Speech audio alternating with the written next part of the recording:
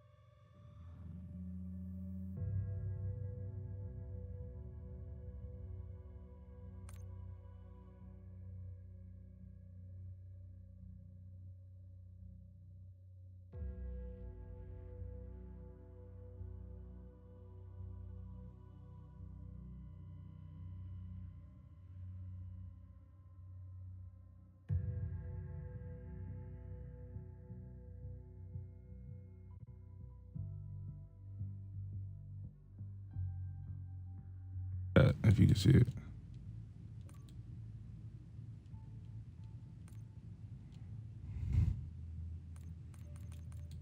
Let me see if my boy's trying to run with us or not. Yeah. Yeah.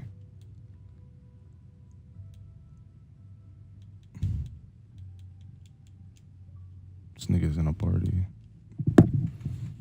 I forgot he was in the party with us. So.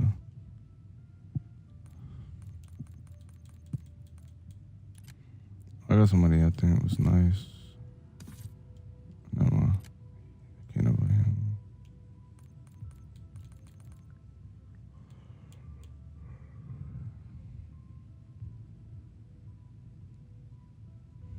Does anybody else should be doing like this waiting for relay screen?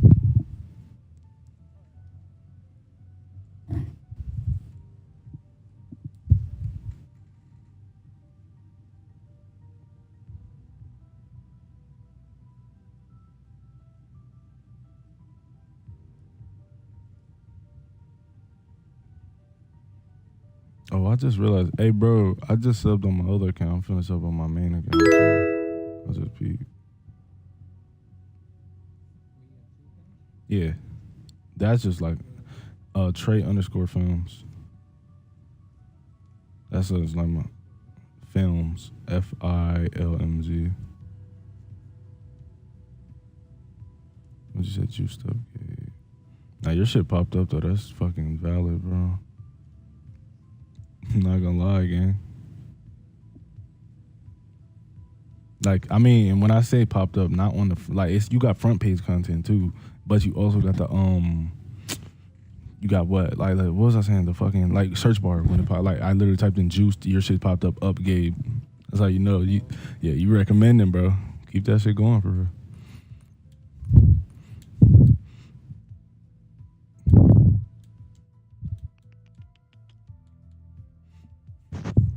I don't really want to do too much gaming content for anymore. That's why I'm just trying to think, like, what could I really do? But I don't be going to no car meets and nothing like that.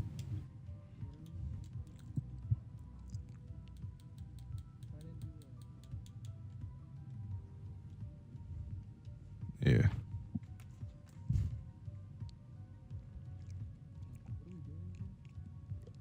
I'm trying to wait on the 4th. But, let me call this nigga. Hold on. He got one call.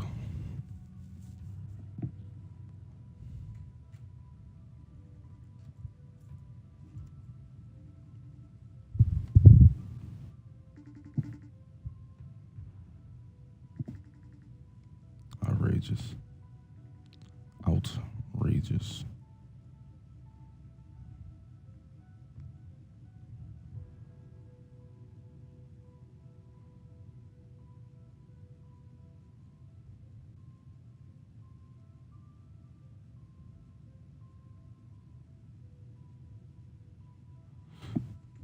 All right, fuck it.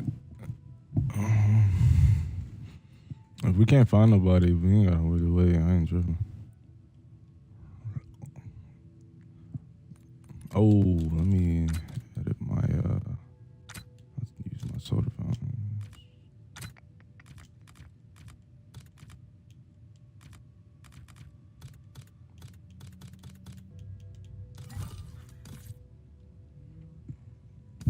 I haven't. I got 3 of them. I don't really care for them, so I'll just use them whenever I grab them.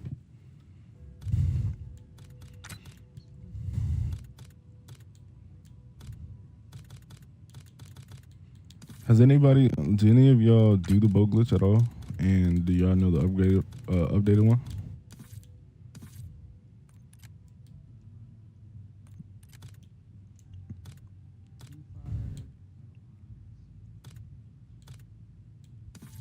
Am I not researching nothing? Wow. Healing aura? What am I doing?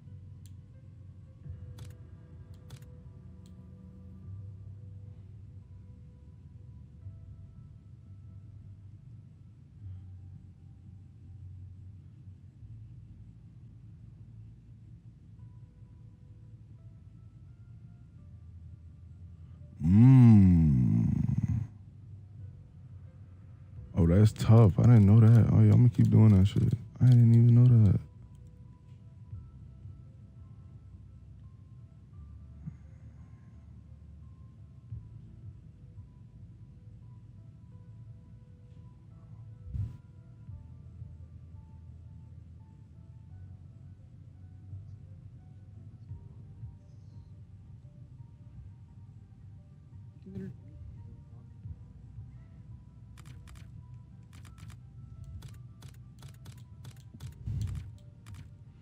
No, but I just seen you. Hold on, go back. What was I on? Oh, Ether Shrub.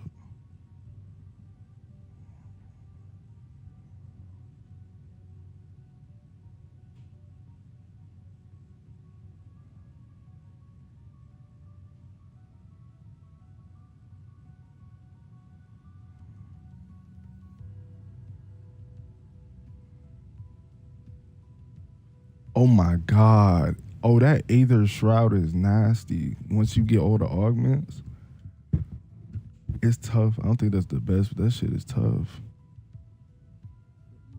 Yeah. I just looked at the for the augments, the field upgrades, all pretty much the instant reload your weapon, that could be good if they mean like get you all your ammo or something. But if they just, you know what I'm saying? I don't know. But the dash forward killing them, that could be clutch. The cloaking my people near me, that could be clutch sometimes too. And then the last one says if you can basically they add more damage to your knife. So that's probably gonna make it one hit. At these rounds are like 2-3 hits, and the more you kill with it, the longer you can stay in your shit. Bro, why does my shit start doing this shit, man? Yeah, I gotta see it. I gotta see it. Oh, which one?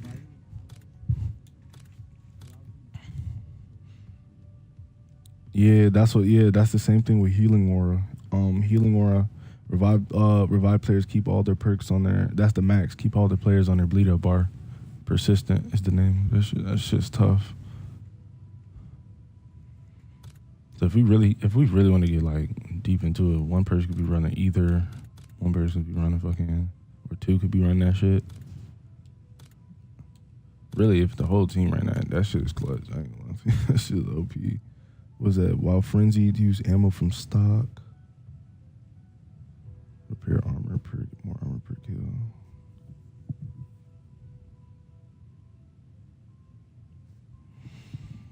Bro, what is this wait? This shit doesn't happen to you, bro? Like your screen keeps saying like waiting for relay, waiting for relay. On here. On BO6 and shit.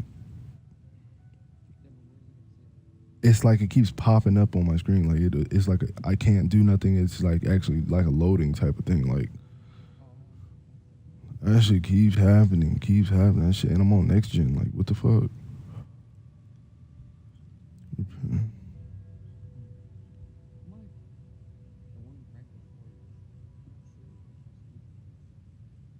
Yeah. Allies can also repair. Oh my god.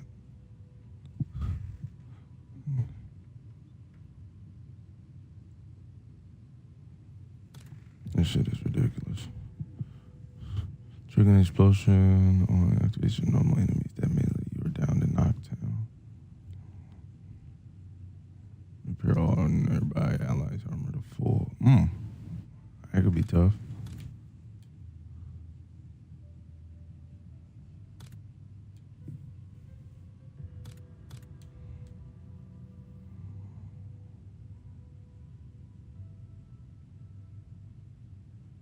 Beam heals and revives others on contact.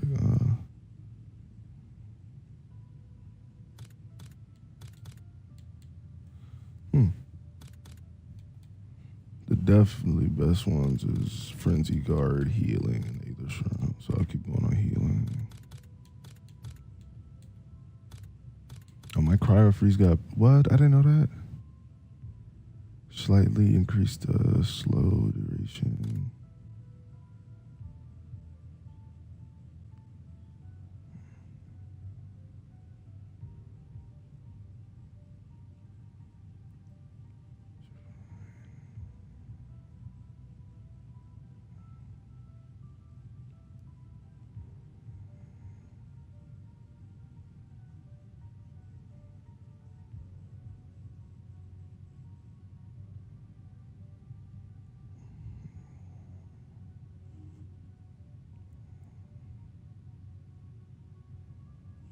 Liquid nitrogen.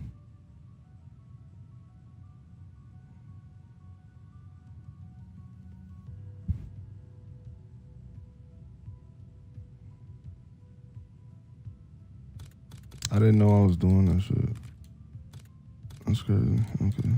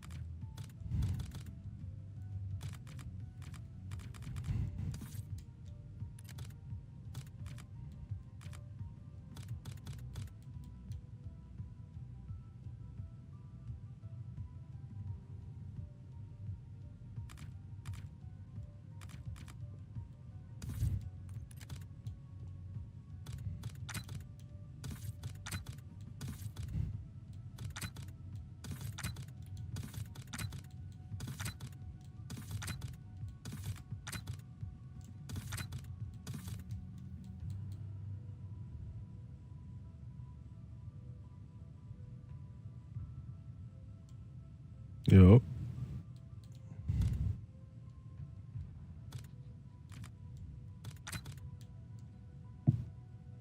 Oh my god, this shit is annoying as a bitch, bro.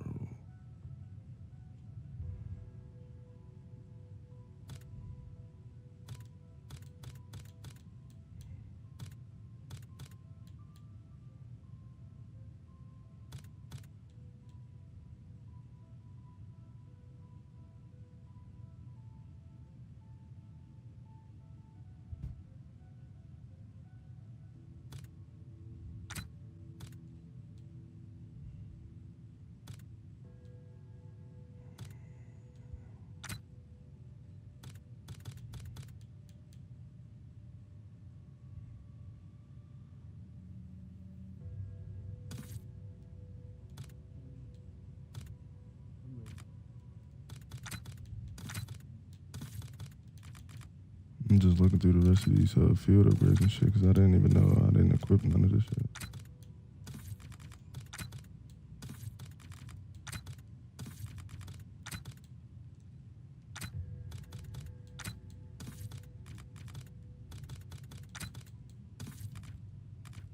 Alright, I think that's it.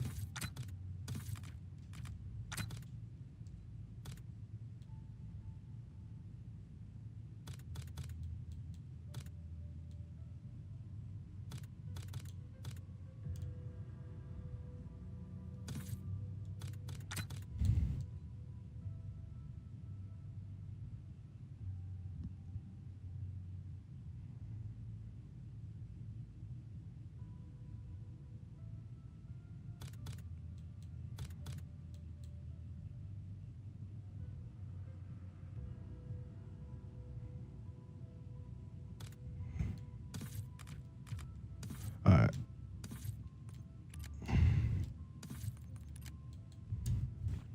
Alright, chat. We in there. We in there. We in there.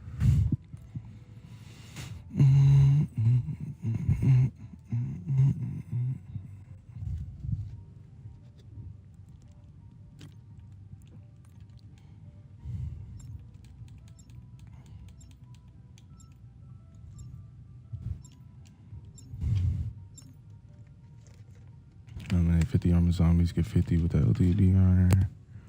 250 elimination. Oh. I was about to say, we on Liberty with it? Why is it showing Liberty Lanes?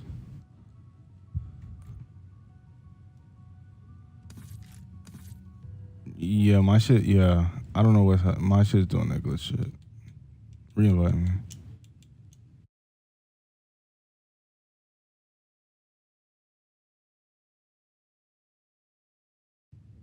It was showing Liberty Falls. That's why it was just showing a bunch and my shit kept saying that waiting for relay shit. Invite me again? Yeah, I don't have it.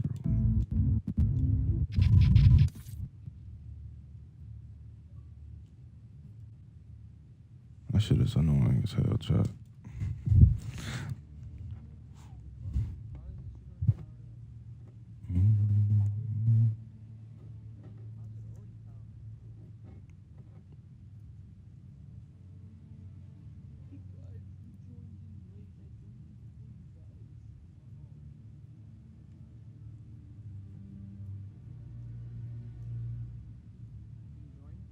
Yeah.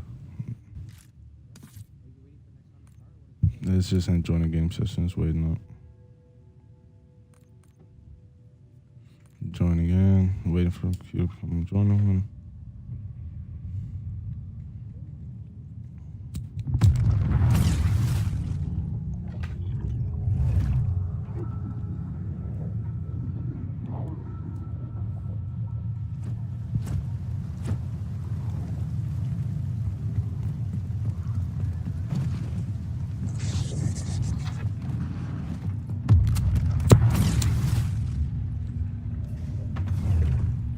I do hope that Dr. Modi has been torn to pieces by this mob.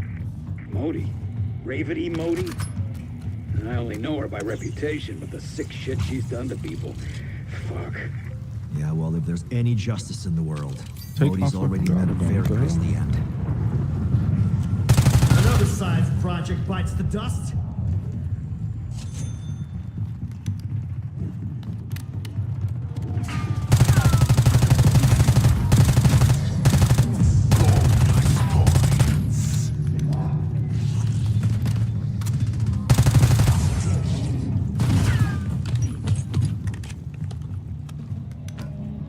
Amp unit activated. Please stand by. I don't even fucking know what good food tastes like anymore. Of course, they give me PhD flopper, right? I should have just fucking bought the perk and ended that. That was so bad.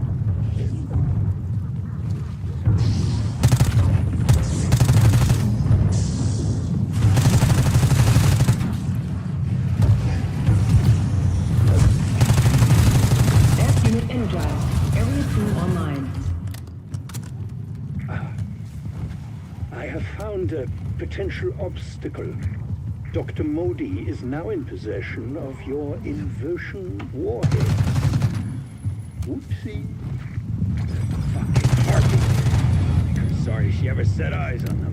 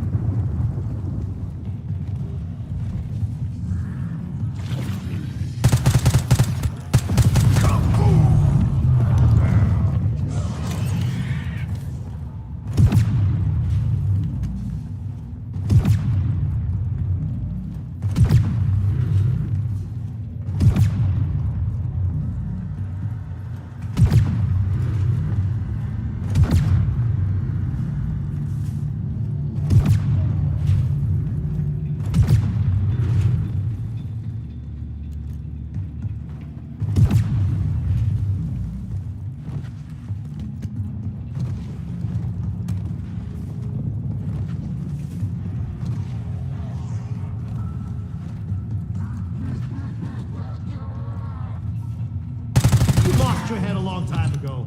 I just made it official.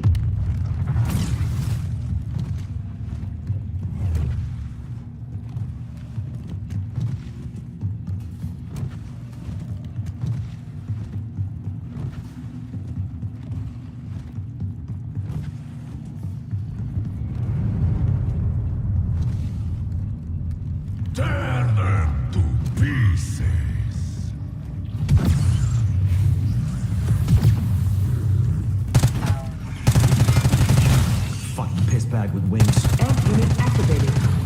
stand by.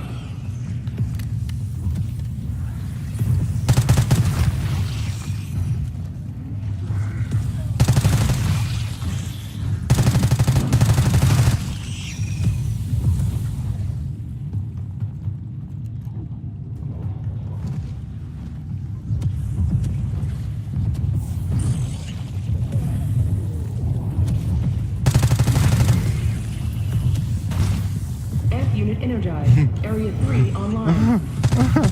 A parasite. Power means No, full true. database Hey, access. tag her. Someone took the hard drive with the hurt test too? subject files.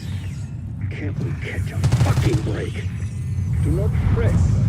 Tenacity and deductive reasoning should lead the team to the hard drive. Interesting. There's an encrypted file in the database written by Technical Officer Anya That's really, Tanovsky. honestly, they could have kept Former links parasites to from the me, secret bro. workshop that, I would have preferred. quote, Meatballs would have been crazy. I found ain't if you're gonna so lie. inclined, though most will be Maybe hellhounds refused. and the little spider shits.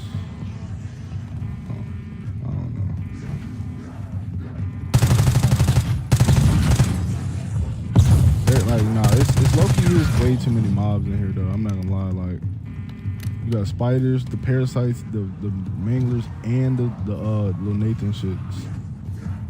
And then you get it's OD.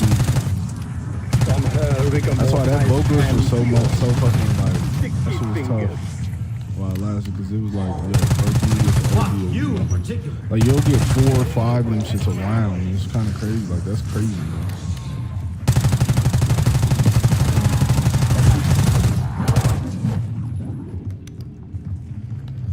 Double points.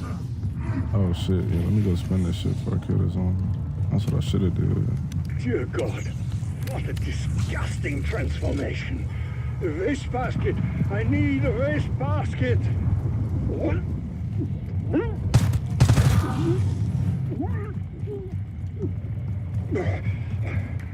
These things buzzing around our heads will get annoying fast.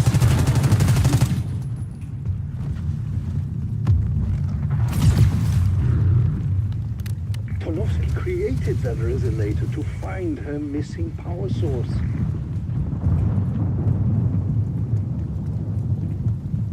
That resonator plugs into the oscillation calibrator back at Tanovsky's workshop.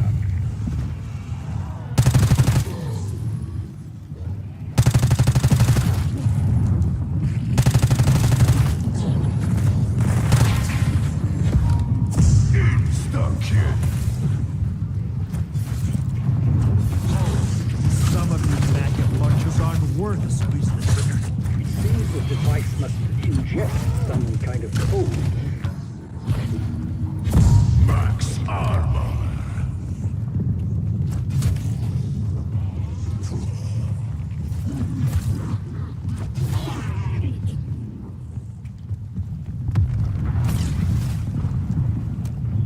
Destination mark.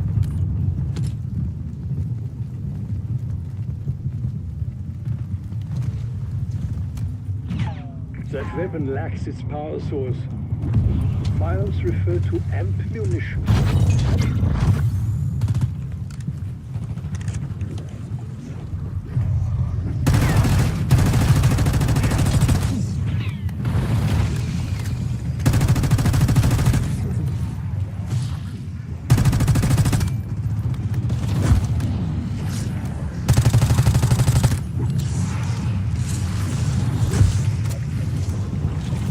Easy when a target walks like that for 8 years.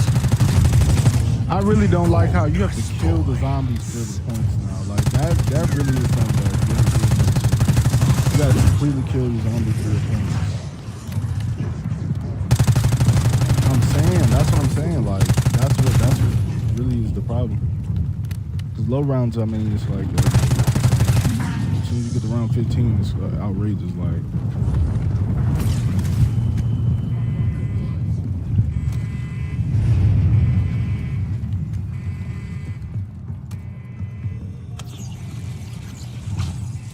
no, that too. Yeah, the low rounds are automatically green and whatchamacallit.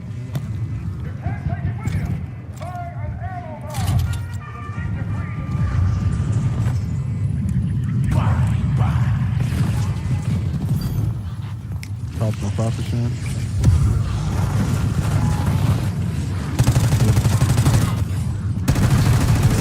I got 2 more.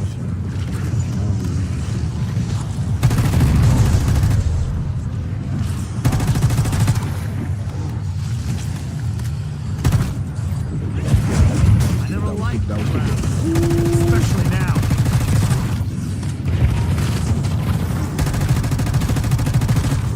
That double points. Max armor.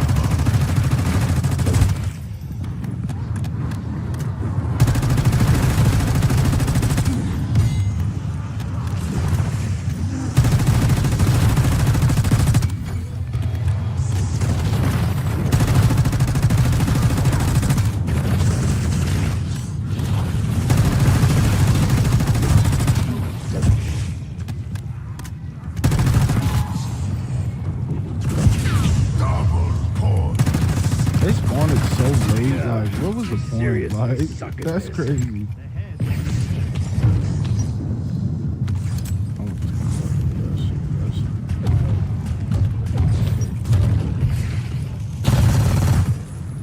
Oh, thermal. Is this yours? Is this one of y'all purple gun? This come part? She got a thermal scope on this shit. When the fuck they put a thermal scope on shit? That is crazy. Yeah, this shit crazy. I ain't gonna lie. And it's purple. Tear them to pieces.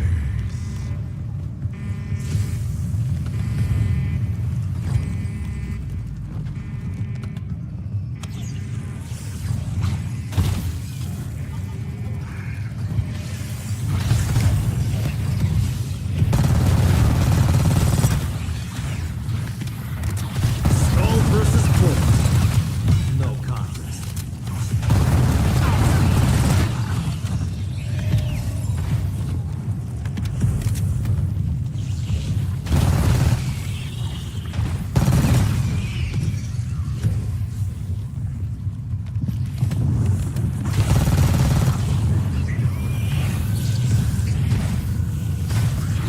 You will reveal a tale for the ages. This is how you live. Or don't.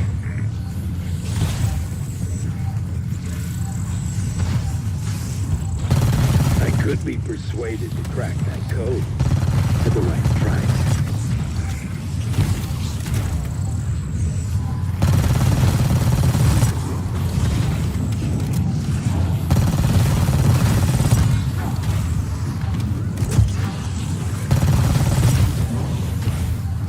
I could use some help for a second. Ain't gonna lie. Look, I need to give me some ammo. Ka-ching. I should have popped the double points. That's not gonna do shit.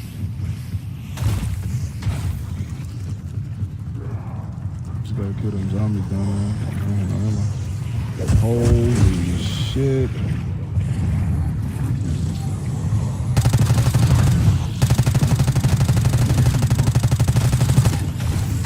So you mean tell me I just got this shit green tape and put it all down?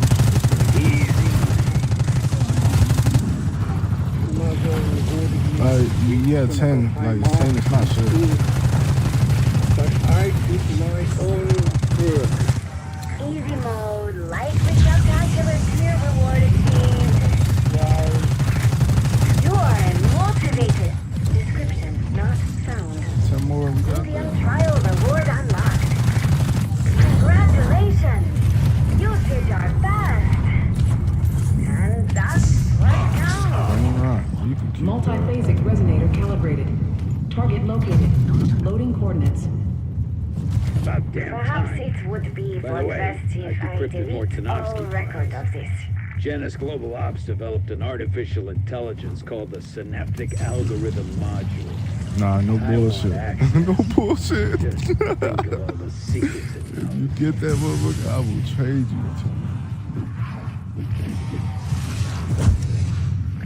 That shit is ass, bro. I'm not gonna lie. So when I first got on here, I'm not gonna lie, I was using this shit, right? And I'm thinking like, okay, maybe it'll actually like keep them entertained for like a minute, you know what I'm saying? It didn't really at first. Oh, I'm coming.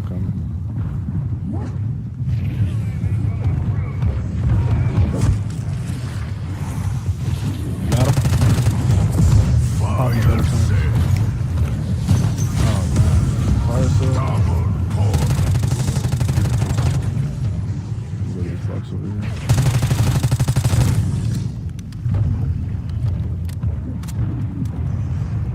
Insta-kill. Somebody dev dropped a raindrop. Oh yeah, I'm gonna work through all this pent-up rage in no time.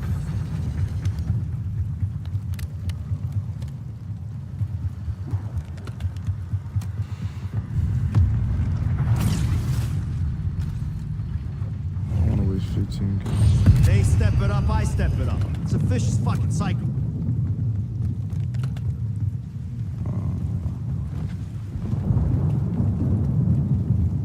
The box is right there.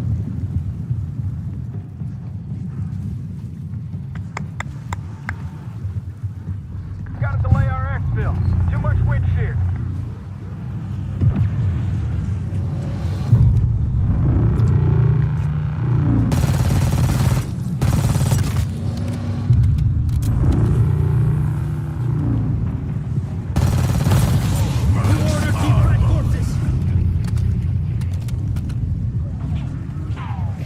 For this one, it's supposed As to give me it 3 armor plates, solidifies, but the okay. munition may consume some exotic energies.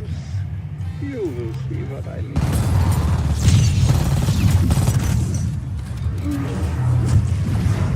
Wrangler out of nowhere.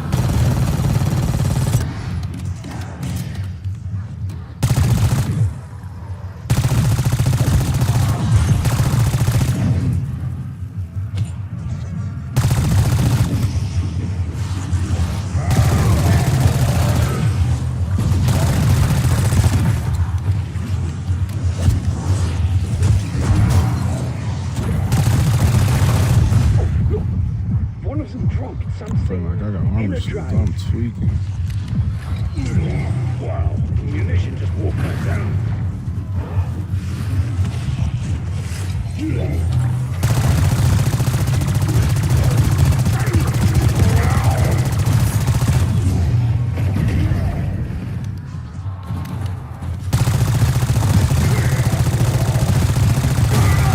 the strongest metal breaks down eventually.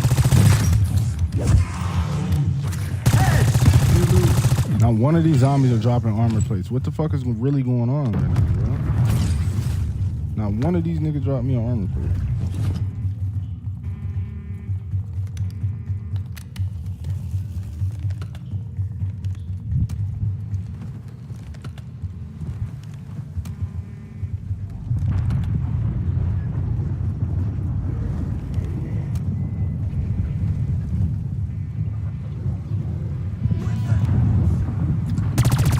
A little shot of this for me, and a fuck ton of headshots for you.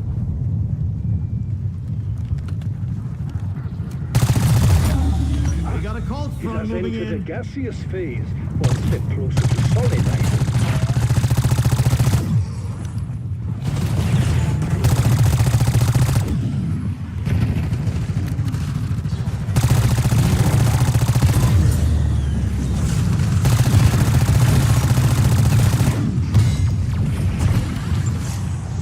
Oh, that's tough. I hit him with that.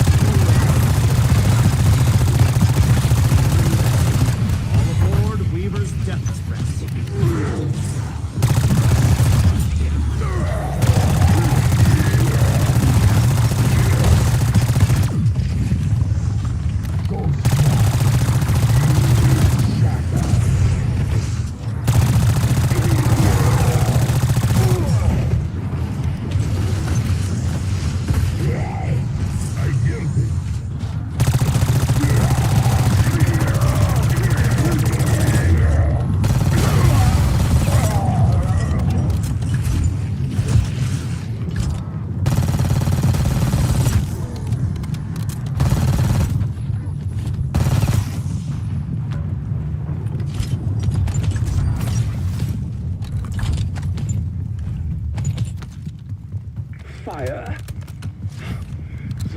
ether makes a mockery of physics.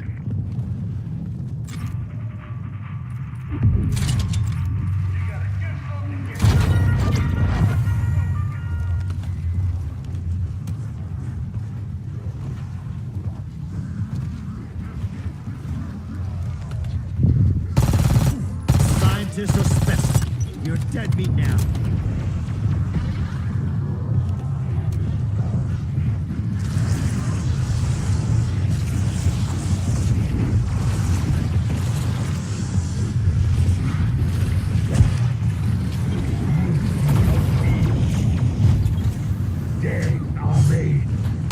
That artificial intelligence might be able to pick it off the side. I don't know how aware it is. But if I lay on the old peg charm with some binary sweet sauce, Stuck I kid. can just tell us what hole Rick Buffett is into.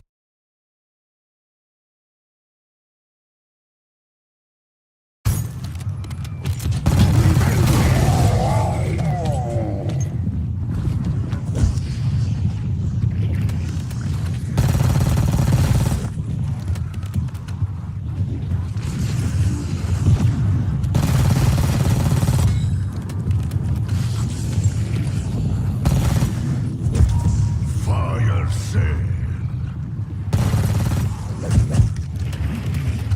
Anya Tanofsky, this one's for you.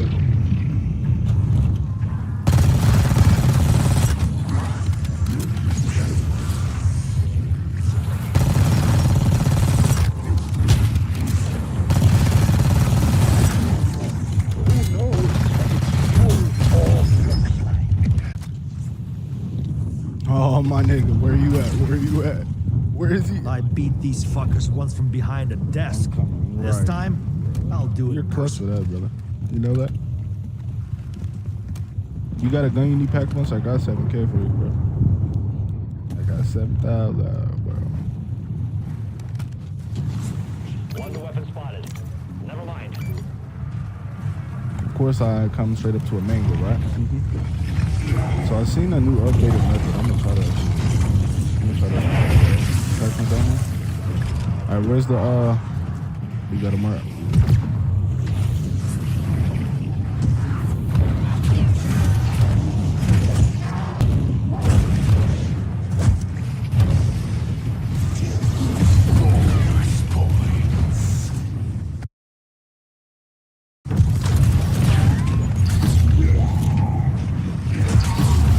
That was stupid as fuck for me to run the same goddamn way.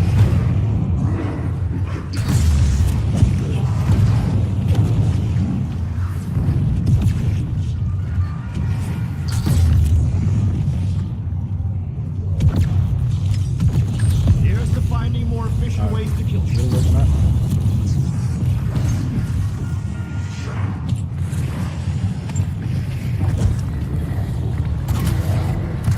Them? Hey, Reagan, go back to the room. Y'all can go.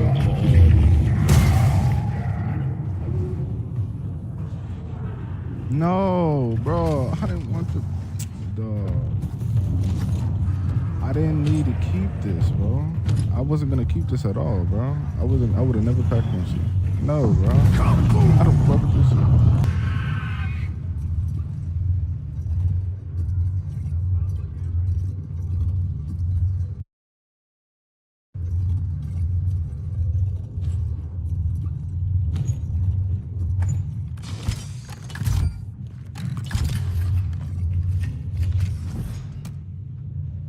It's fucking.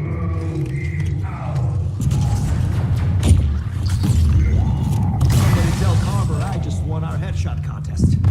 Raptor 1, ready to extract whenever you want to bug out.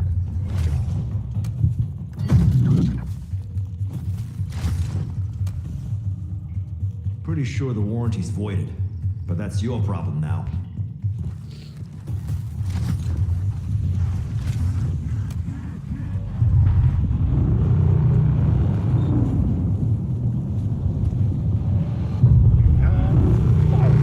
Miles Brothers Biolab I'm chamber. unlocking it for you.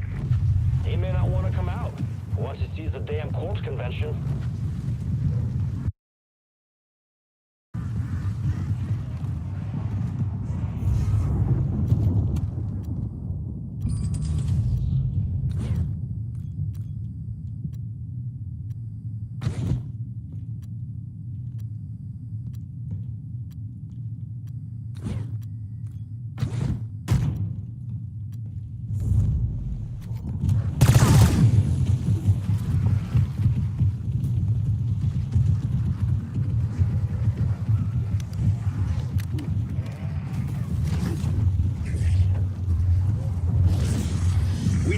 digits. With any luck, one of the workers wrote down the keypad code.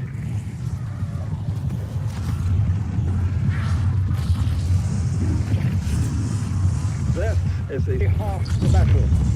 All appropriate handles must be turned to breach the seal. Coordination may be required.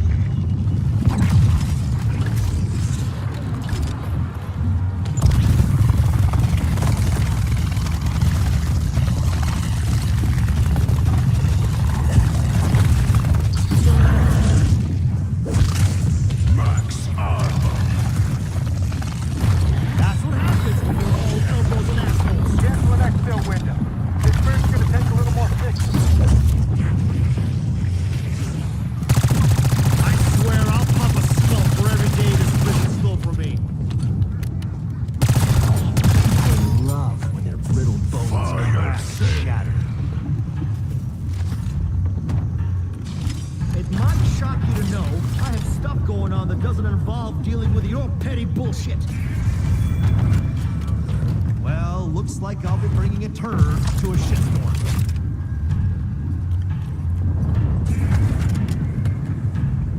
Do your worst. I'm range and trained to fire pretty much anything.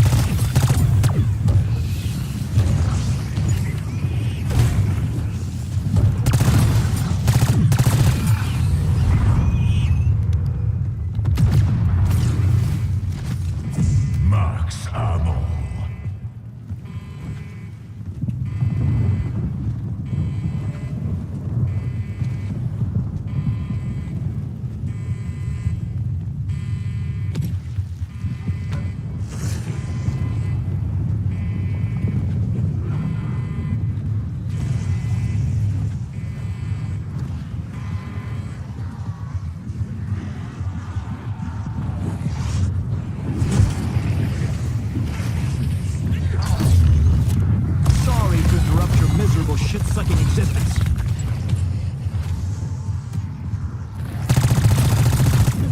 You like being called cock? Thought not.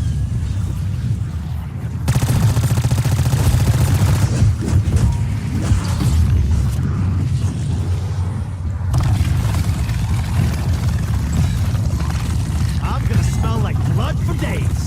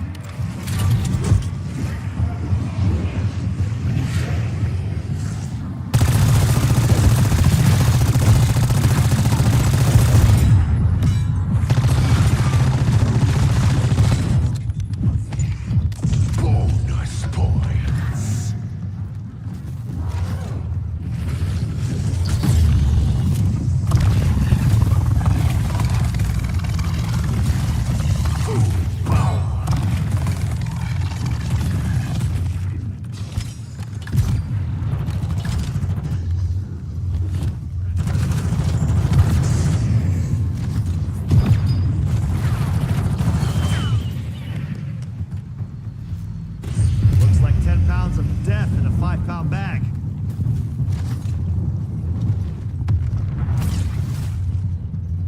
Roll the dice, shot in the dark, more like a pain in the ass.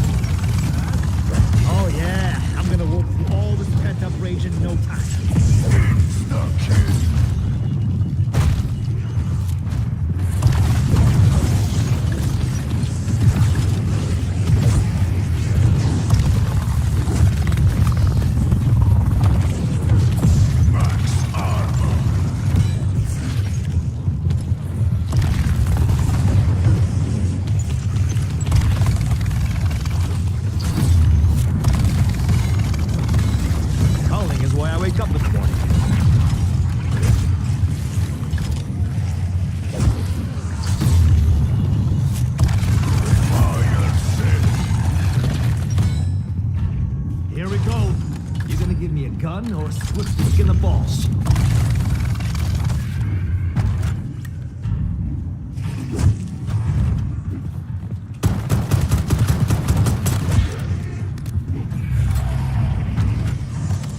Wow. I felt like this when I earned my jump wings.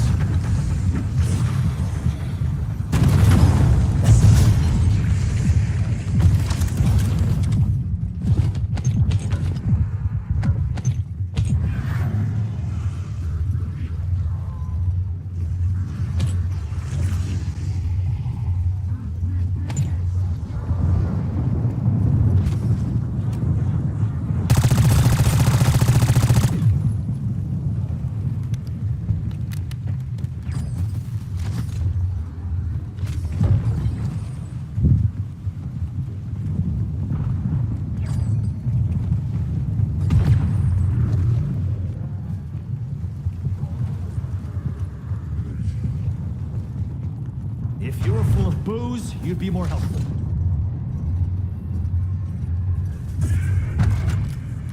Would it surprise you to know this is not what I fucking wanted?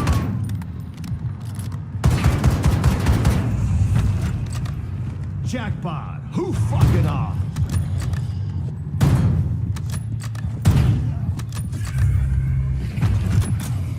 I'm used to doing without. I'm Russian, for fuck's sake.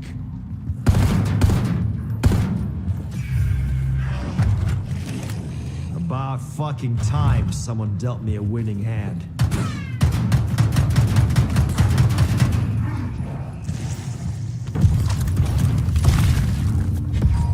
Bonus points.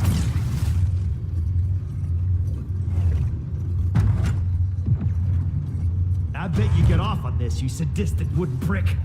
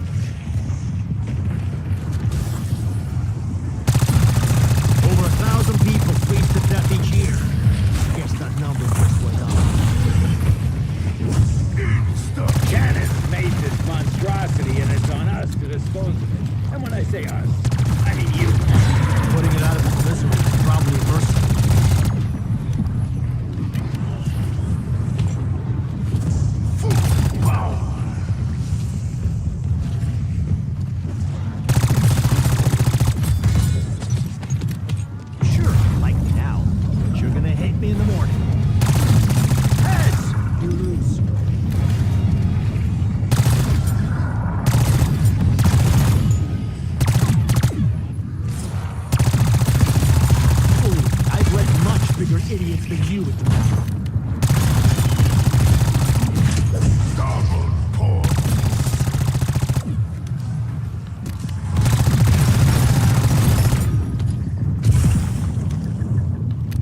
Y'all want to pull the ripcord? Just say the word.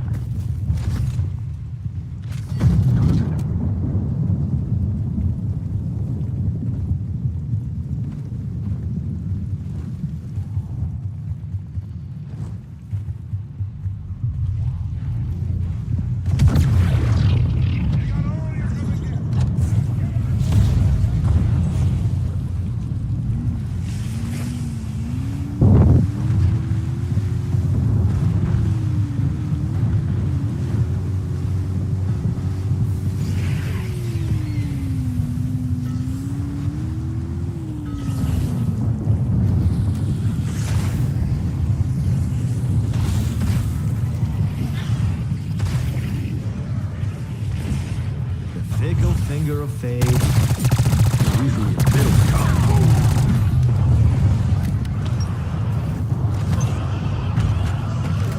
It's not that I'm unbeaten. It's that I'm mad as hell.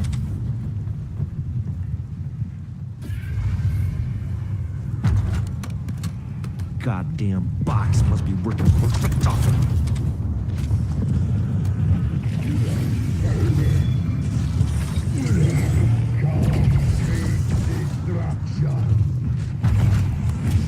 Well, fuck me.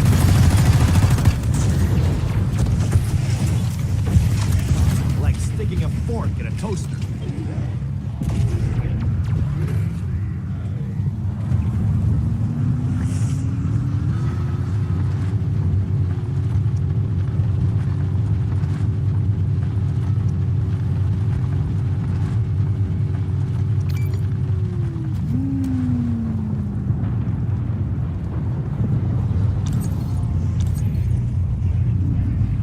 Sorry. Extraction opportunity has expired. Headwind's too strong.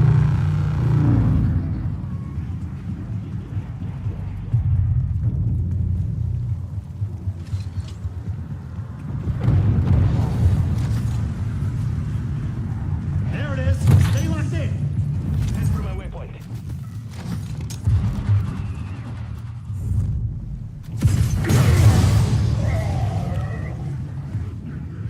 Max ammo.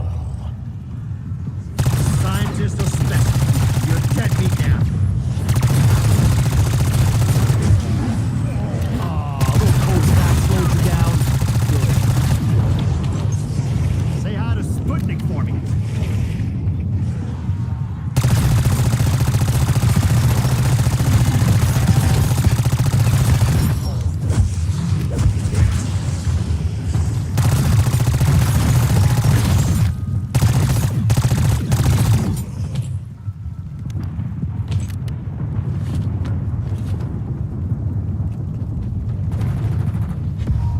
Insta-kill.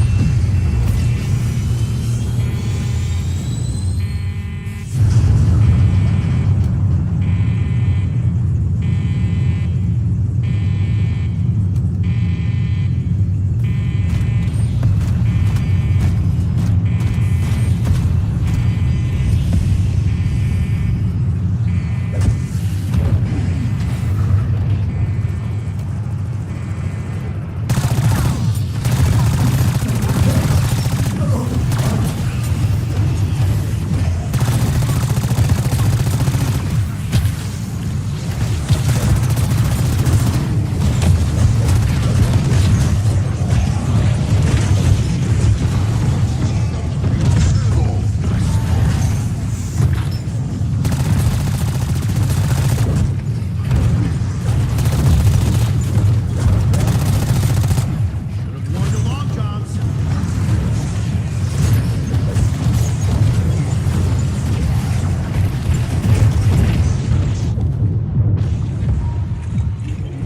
Double points.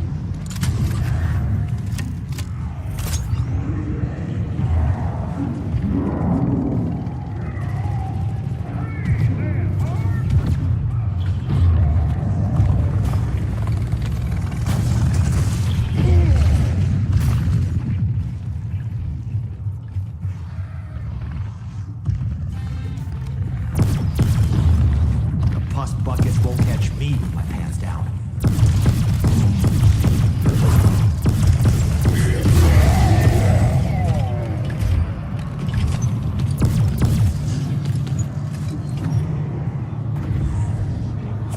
Max armor.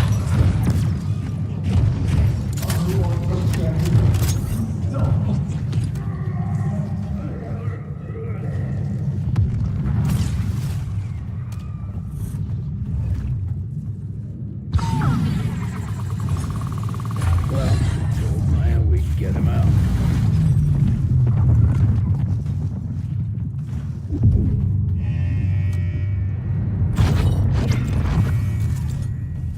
Tear them to pieces.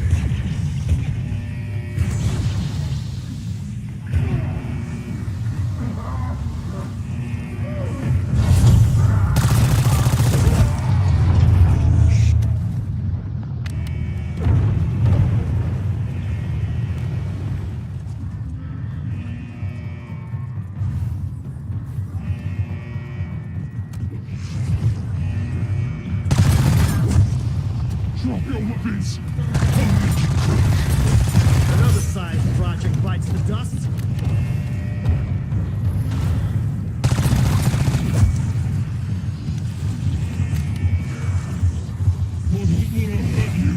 Promise.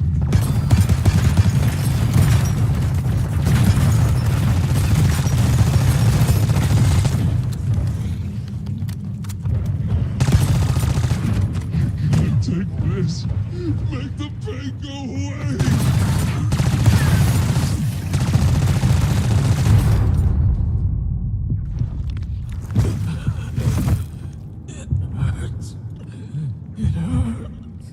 I've got this.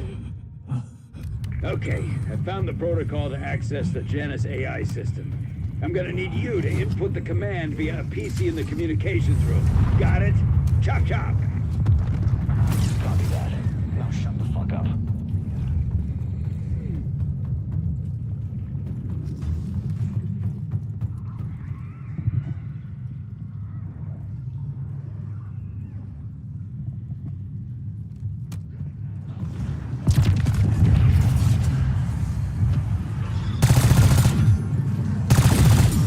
I love when their brittle bones crack and shatter.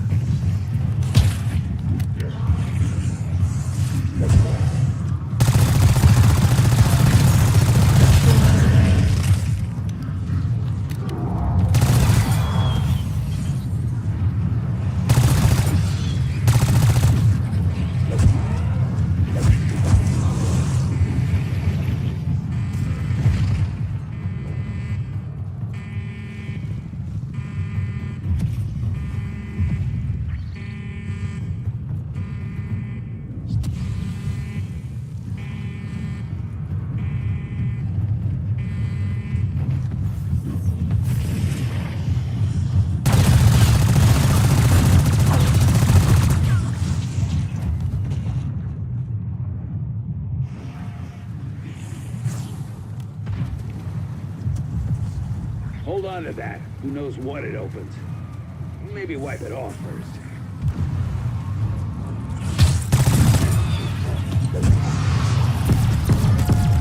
Hope you left your body to science, because that's all you have left.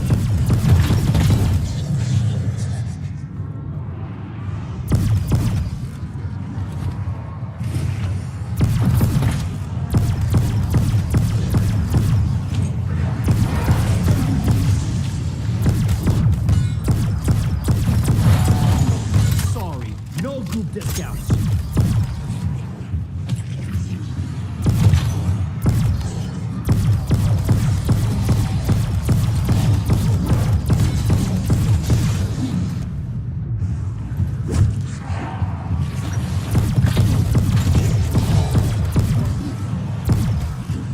Shit.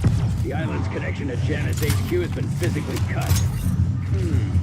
The network cables could be manually reconnected, in theory. Yeah, maybe they'll get lucky and find some node connectors.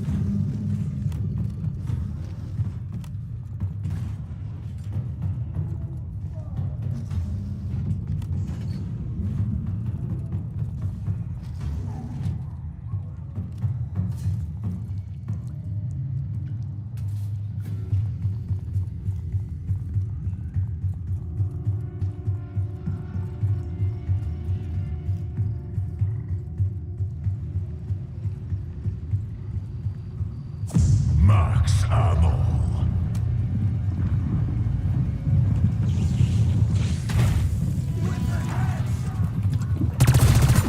Over 1,000 people freeze to death each year.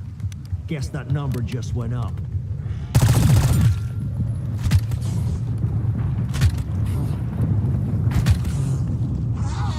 Oh, good! Going batshit in prison didn't affect my aim.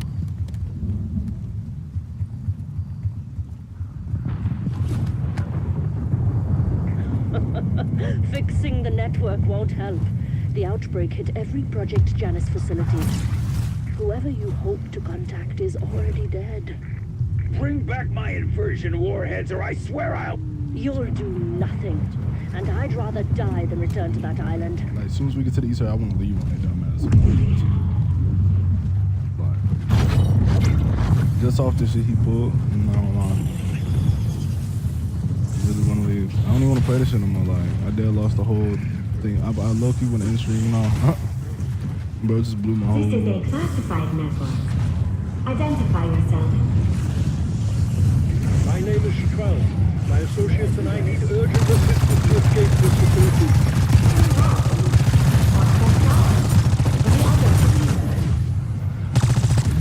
Okay, I did not see this coming.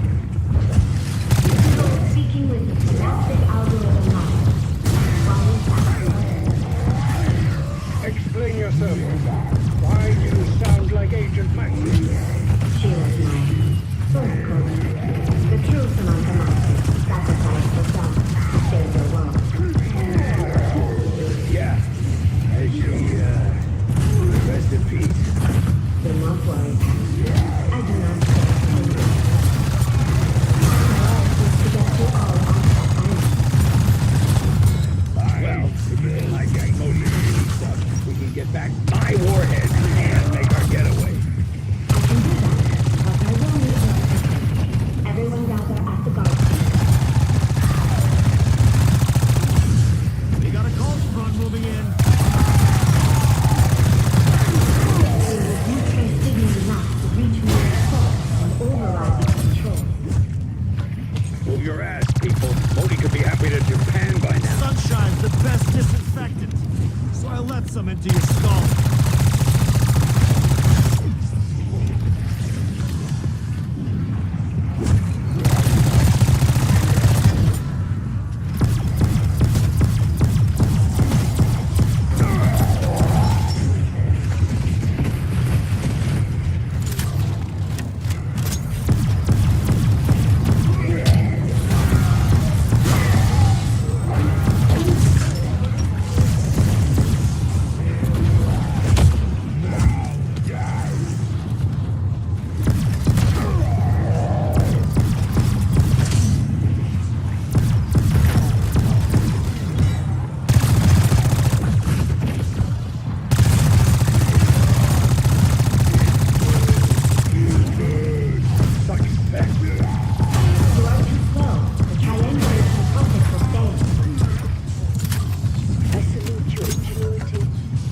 You'd be better off accepting your fate.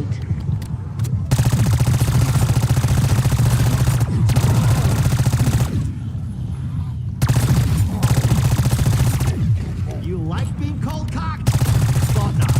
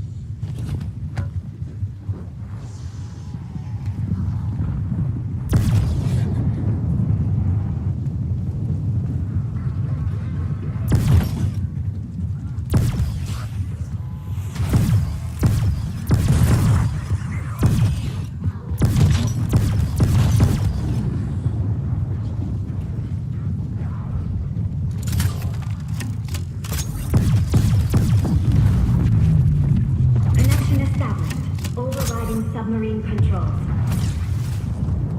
Ha! In your fucking face, Modi. Damn you. Checkmate, Doctor. So, you convinced the synaptic algorithm module to assist you. Well, I have a little remote control surprise of my own. Authorization code RM75. Activate Apocalypse Protocol. Arming self-destruct system. Commencing countdown to thermonuclear detonation. Oh dear, I'm afraid the entire island will soon be vaporized. Sam, can you deactivate the detonators? No, and you don't have time to reach minimum safe distance. Your only option is to deactivate them manually.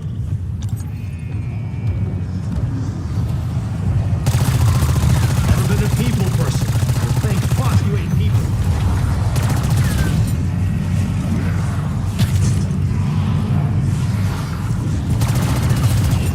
You took a detonator offline. How very clever. But believe me, your efforts are in vain. Hope you left your body to science, because that's all you have left.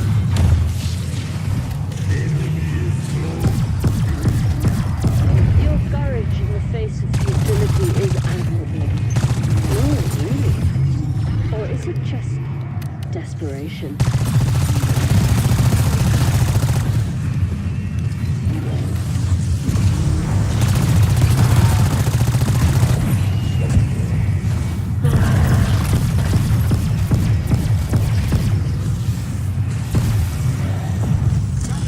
Apocalypse protocol deactivated.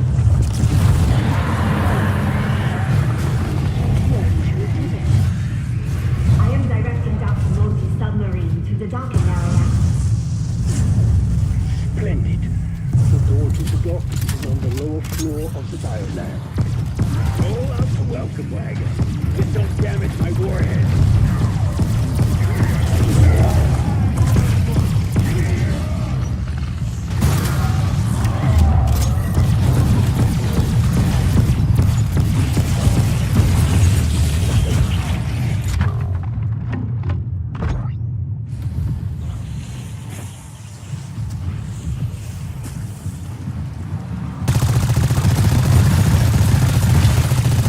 Aw, a little cold snap slowed you down.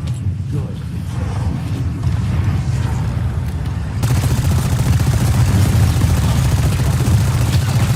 It's like a symphony of bodily harm.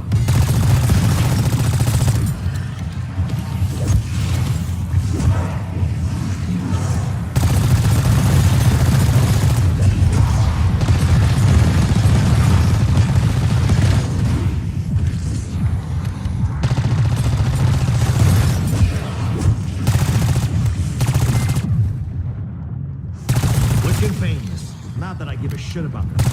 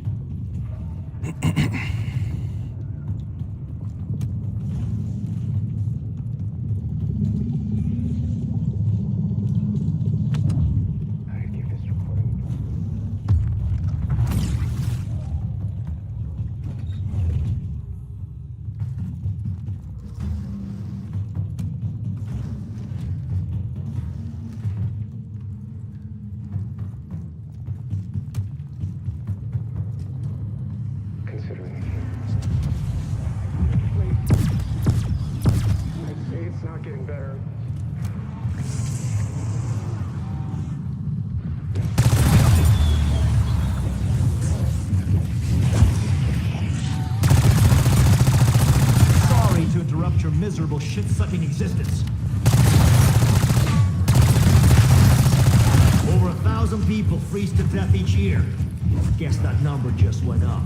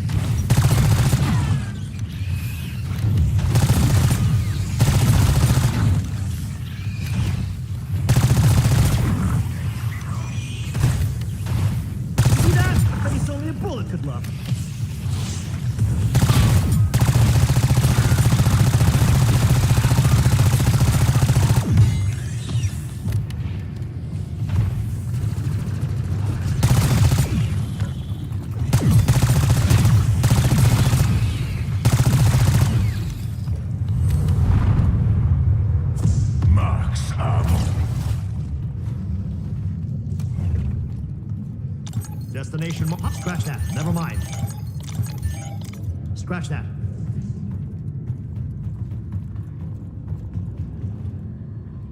Pack-a-punch here.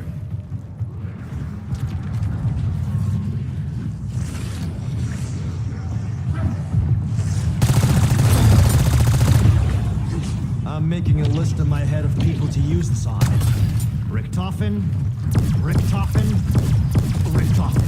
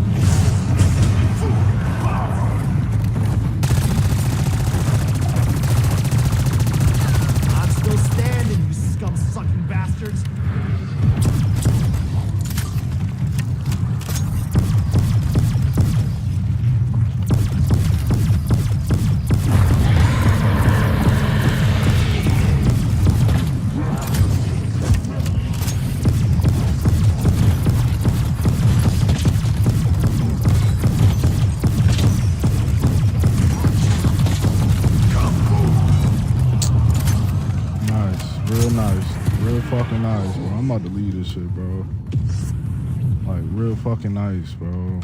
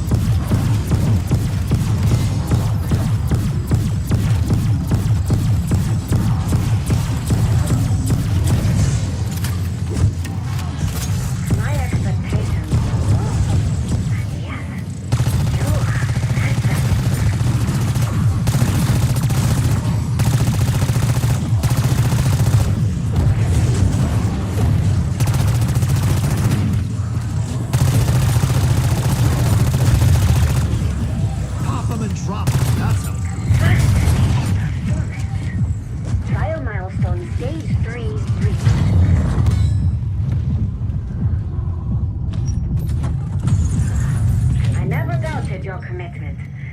Other things, yes, but not your commitment.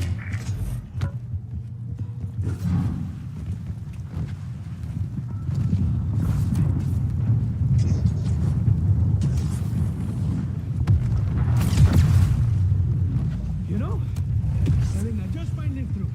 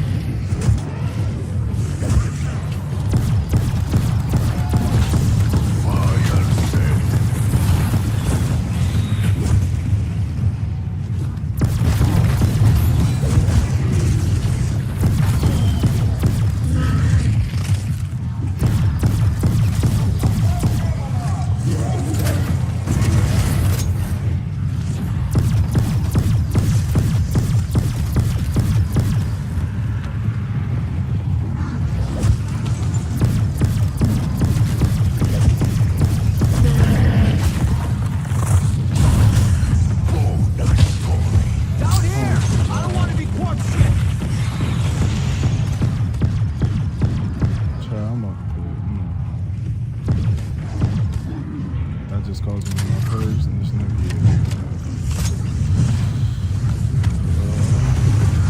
Nope, don't even worry about me, big fella.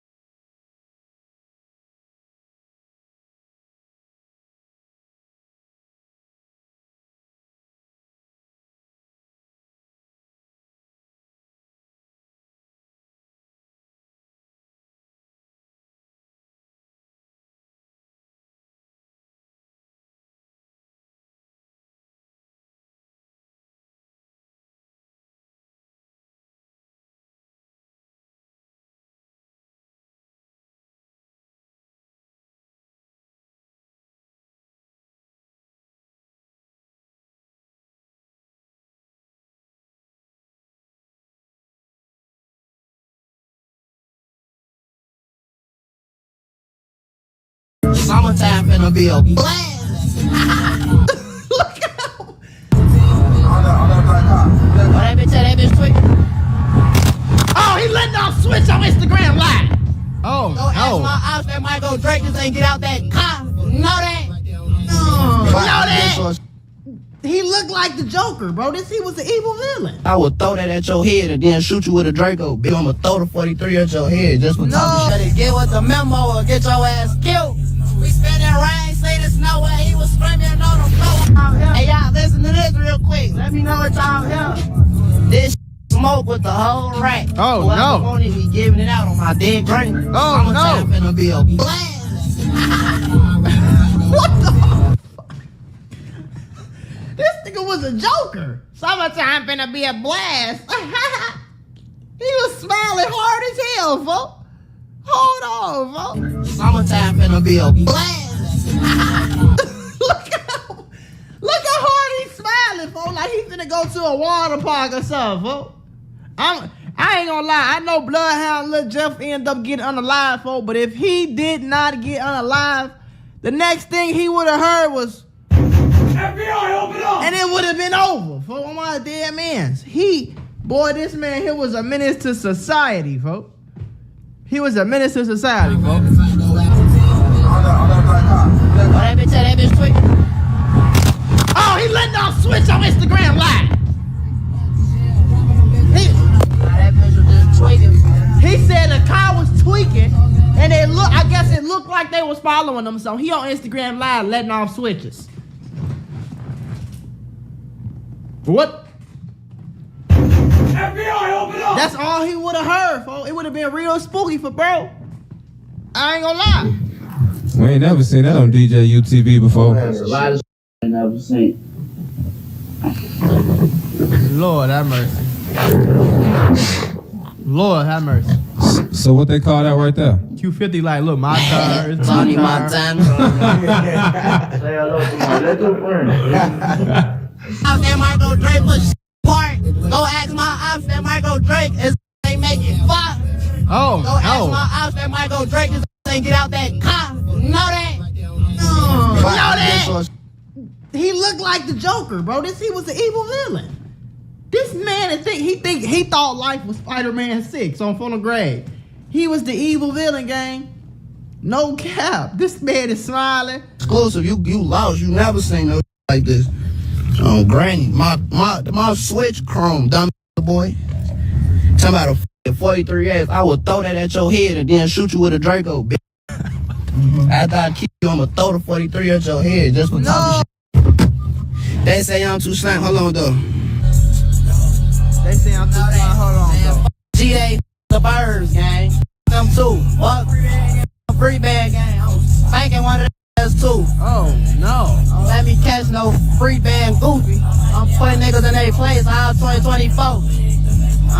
Y'all better get with the memo or get your ass killed. We spinning rain, say there's no way. He was screaming on the floor, won't hesitate, no, I'm a bro. I'm up, I need one more. I'm up 8, I need one more. With every thought, I told her Drake is not for sure. I see your face, I'm like my throat, don't play with me, I'm not no joke. I on mama's FRO, made them niggas shut that trap down, all them shots we set on roads. Julius, they switching lows. That ain't my home. It's so much telling on himself, gang. I ain't gonna lie. Hold on, y'all, because y'all know I love putting y'all on to that easy money. CashKick.com is a free to use cash. Is a longer name. Some of the Kick.com on your phone. Some of the easy. All that tough get you hurt, little ass boys. All that tough Tony style ass. Little bit too bad, but you not hurt. I can't put out there yurt. That she bad, but she not hurt. Different flavors like Stark Burst. I came in, who tryna work? I'm taking this to kill school. And you know the crazy part, I'm sitting there thinking like, bro, when I tell you, gang, Lil Jeff is just one of the few people. I know y'all think it's everybody, but he one of the few people who was getting on live broadcasting this. But it's a lot more of this going on in Chicago than you would think, fool. I'm telling you, gang. Like, a lot of niggas is riding around Chicago with switches, glickers, drakes, all type of shit, folks. Drums, in the car, riding around all day, ready to catch something. That's their whole life. That's not a joke. On Bro Grade, I swear to God, folks. Like, I know plenty of niggas that did this every day. If they weren't at school, they was sliding. Just riding around, sliding, tweaking, getting high, listening to music, looking for ops. Looking to get in some type of trouble on Bro Grade, like. class start. Looking to rob somebody. You know what I'm saying? You gotta at least have 2 bodies though. For I ain't coming with no. You ain't got. Can't work with no beginners, folks. You gotta at least have a 2. I'm gonna give y'all 2 minimum. I'm gonna start at 2 minimum, cause y'all know why I'm gonna start at 2 minimum. Now I'm just doing it for a tradition. I'm starting at 2 minimum, man. 2, you gotta have a minimum of 2. No, anything, gotta have 2. Look at him. You gotta have a minimum of 2 of them to come to school. You gonna sit your dumb in this seat and whatever I say, do it. If you do anything scary, I'm smoking your ass. The shit will start happening. Y'all know this by now.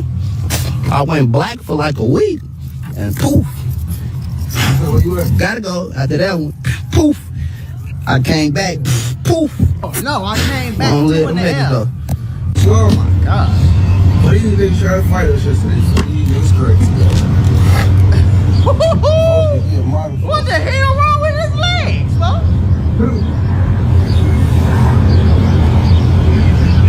There's something wrong with this nigga here. Look at him. He an evil villain, bro. Y'all look to the legs, bro. Hey, look, I'm giving their ass the legs. Bro, why do your legs go back like that, bro? I'm giving their ass the legs, brother.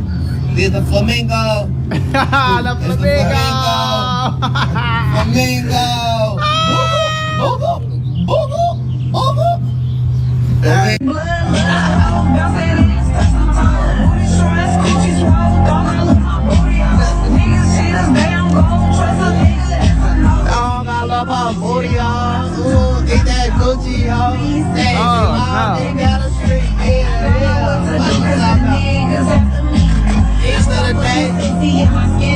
Hey, Bert, I'm finna say you 40 for a perk, Bert, right now. Okay, I got you. Bert, I'll get you, Bert. I got you, Bert. Easy to that. I'm giving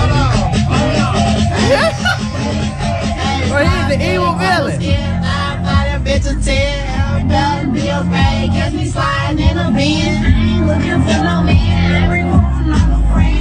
Sexy, do your dance. Yeah. He know the song too. Like, he riding around singing like.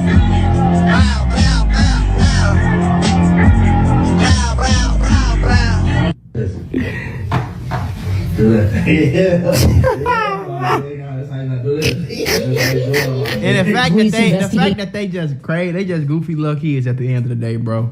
You know what I'm saying? They just got sent off. That's all it is, folks. That's all the street nigga really is just a person, a kid that got sent off, bro. Down inside, they just a kid, gang. They just goofy and laughing and want to get high, maybe get a little tipsy, talk to some girls, like, you know.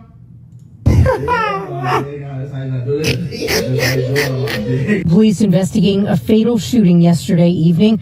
19-year-old Jaleel Goins was pronounced dead at Rush University Medical Center, but police and nearby residents tell us the incident began in the 1300 block of West Taylor Street, where Goins was a passenger in a rideshare and was shot.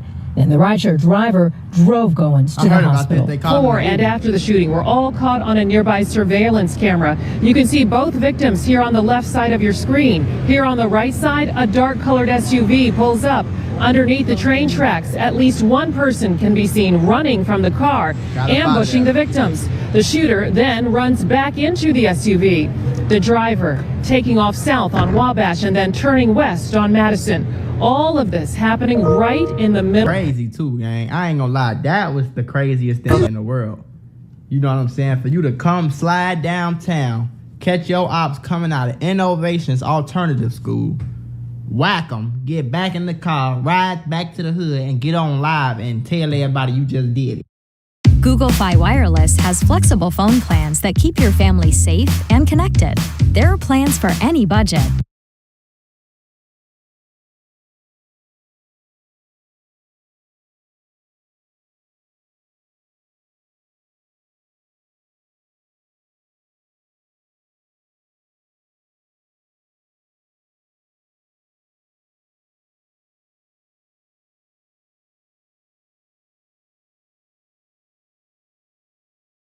I see him fuck him.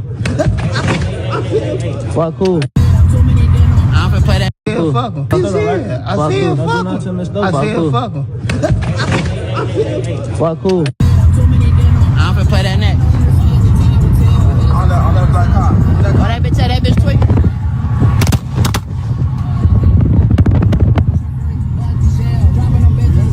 That bitch was just tweaking. Bro, Draco, I can't live without that bitch. That shit on my skin. I could count on 10 toes how many niggas got a body, you know that? Sitting out on spots, scratch names out the left, that's not up top. Perfect aim with the Glock, bitch. Yeah. Cousin, I'll kill your uncle, daddy, brother, bitch, you know that? I fuck on aunties, mama's cousin. I'll kill your uncle, daddy, brother. Hold on. They say I'm too slimy, so 43X with a button. Is you stupid, bitch? This is the Chrome 27 Gen. Hey, little boy, stop. Get the fuck out of my life. Do spank ass, and you know this personally. For real, for real. We really kill kids, bitches, niggas. Oh. If it get to that point and a nigga make me mad enough, mamas will start getting all type of shit. My shit ain't on right. My shit really fucked up. Them purse fuck with my head. Face ass, neck ass, back ass. Hold on, I got some nays on. I ain't even flaked. Shit will start happening. Y'all know this by now. I went black for like a week. And poof. Where you at? Gotta go. After that one, poof. I came back. Poof. I don't live them niggas though. Take the bitch car, turn it to a hit car. You know this? I see me and Kim and I take it. It was me and folks in the high speed. It was me and folks in her in the high speed. You know that? Hey, give me back my money, Lil Jeff. Fuck, you just gonna kidnap and rob me? You leave me in the backseat, folks. Folks, why you get that pistol off me, folks? Why y'all? Folks, why you doing this, Lil Jeff, folks? For real, folks. Lil Jeff, folks. This how you gonna do me, folks? Get that pistol off me, folks. Get that pistol off me, folks. Oh, yeah, good. Oh, folks, this grave, folks. Fucked up now, folks. If y'all see my J, folks, help me get it back, folks. For the grave, folks. Can somebody tell them to please get my shit back? I caught me some action. Yeah, what up, Joe? How you coming? I'm coming. You ever seen one of these? You think you can run from this bitch? Get your bitch ass back. You can, hey, try to run. See how fat? I'll get out this car right now and fuck you up. Now I'm just playing. Hey. I love you, Bleed. Man, fuck G-Day, fuck the birds, gang. Fuck them too. Fuck a free band gang. I'm spanking one of their ass too. Don't let me catch no free band goofy. I'm putting niggas in their place all 2024. Y'all ass better get with the memo or get your ass killed. We spending rain, sleet, snow where he was screaming on the floor. Won't hesitate, no, I'm a bro. I'm up, I need one more. Like I'm a pro. With Jeffrey Dole, I told her Drake is not for sure. I see your face, unlock my door, don't play with me, I'm not no joke. I'll show y'all who just got his ass took. That nigga just was mad. It wasn't him, but it was his number. I'm gonna show y'all, look. First he had on. It's him right here. Ooh, I see his head. He ain't had none of this shit. What a burst was that? Man, look, we exposing this nigga, cuz his ass was fucking. Show that bitch. We got an AP already, Stone. I'm having my way in Chicago, Illinois. Now we got another road. Hey man, get them people they shit back. Like, fuck them niggas. They should never been trying to kick it down the line of green. You fucking cornmeal. That's it, $10. That cost him his whole hustle career. Everything he worked hard for, it lost it all. I'm taking niggas to killing school. Class start next week. You gotta at least have 2 bodies though. For I ain't coming with no. If you ain't got shit, I can't work with no beginners folk. Well, What we waiting here for? You worry about the wrong shit, gang. Asking questions all the time. Look at this nigga, he always asking some shit. Gotta know what's going on. What we waiting here for? What the fuck are we? You acting like my bitch, not for you. Keep talking about you. He about to cry because he wants some food, man. Order him some McDonald's. He doesn't have food and he doesn't sleep. Double cheeseburger, only ketchup, only blood, only blood. Double.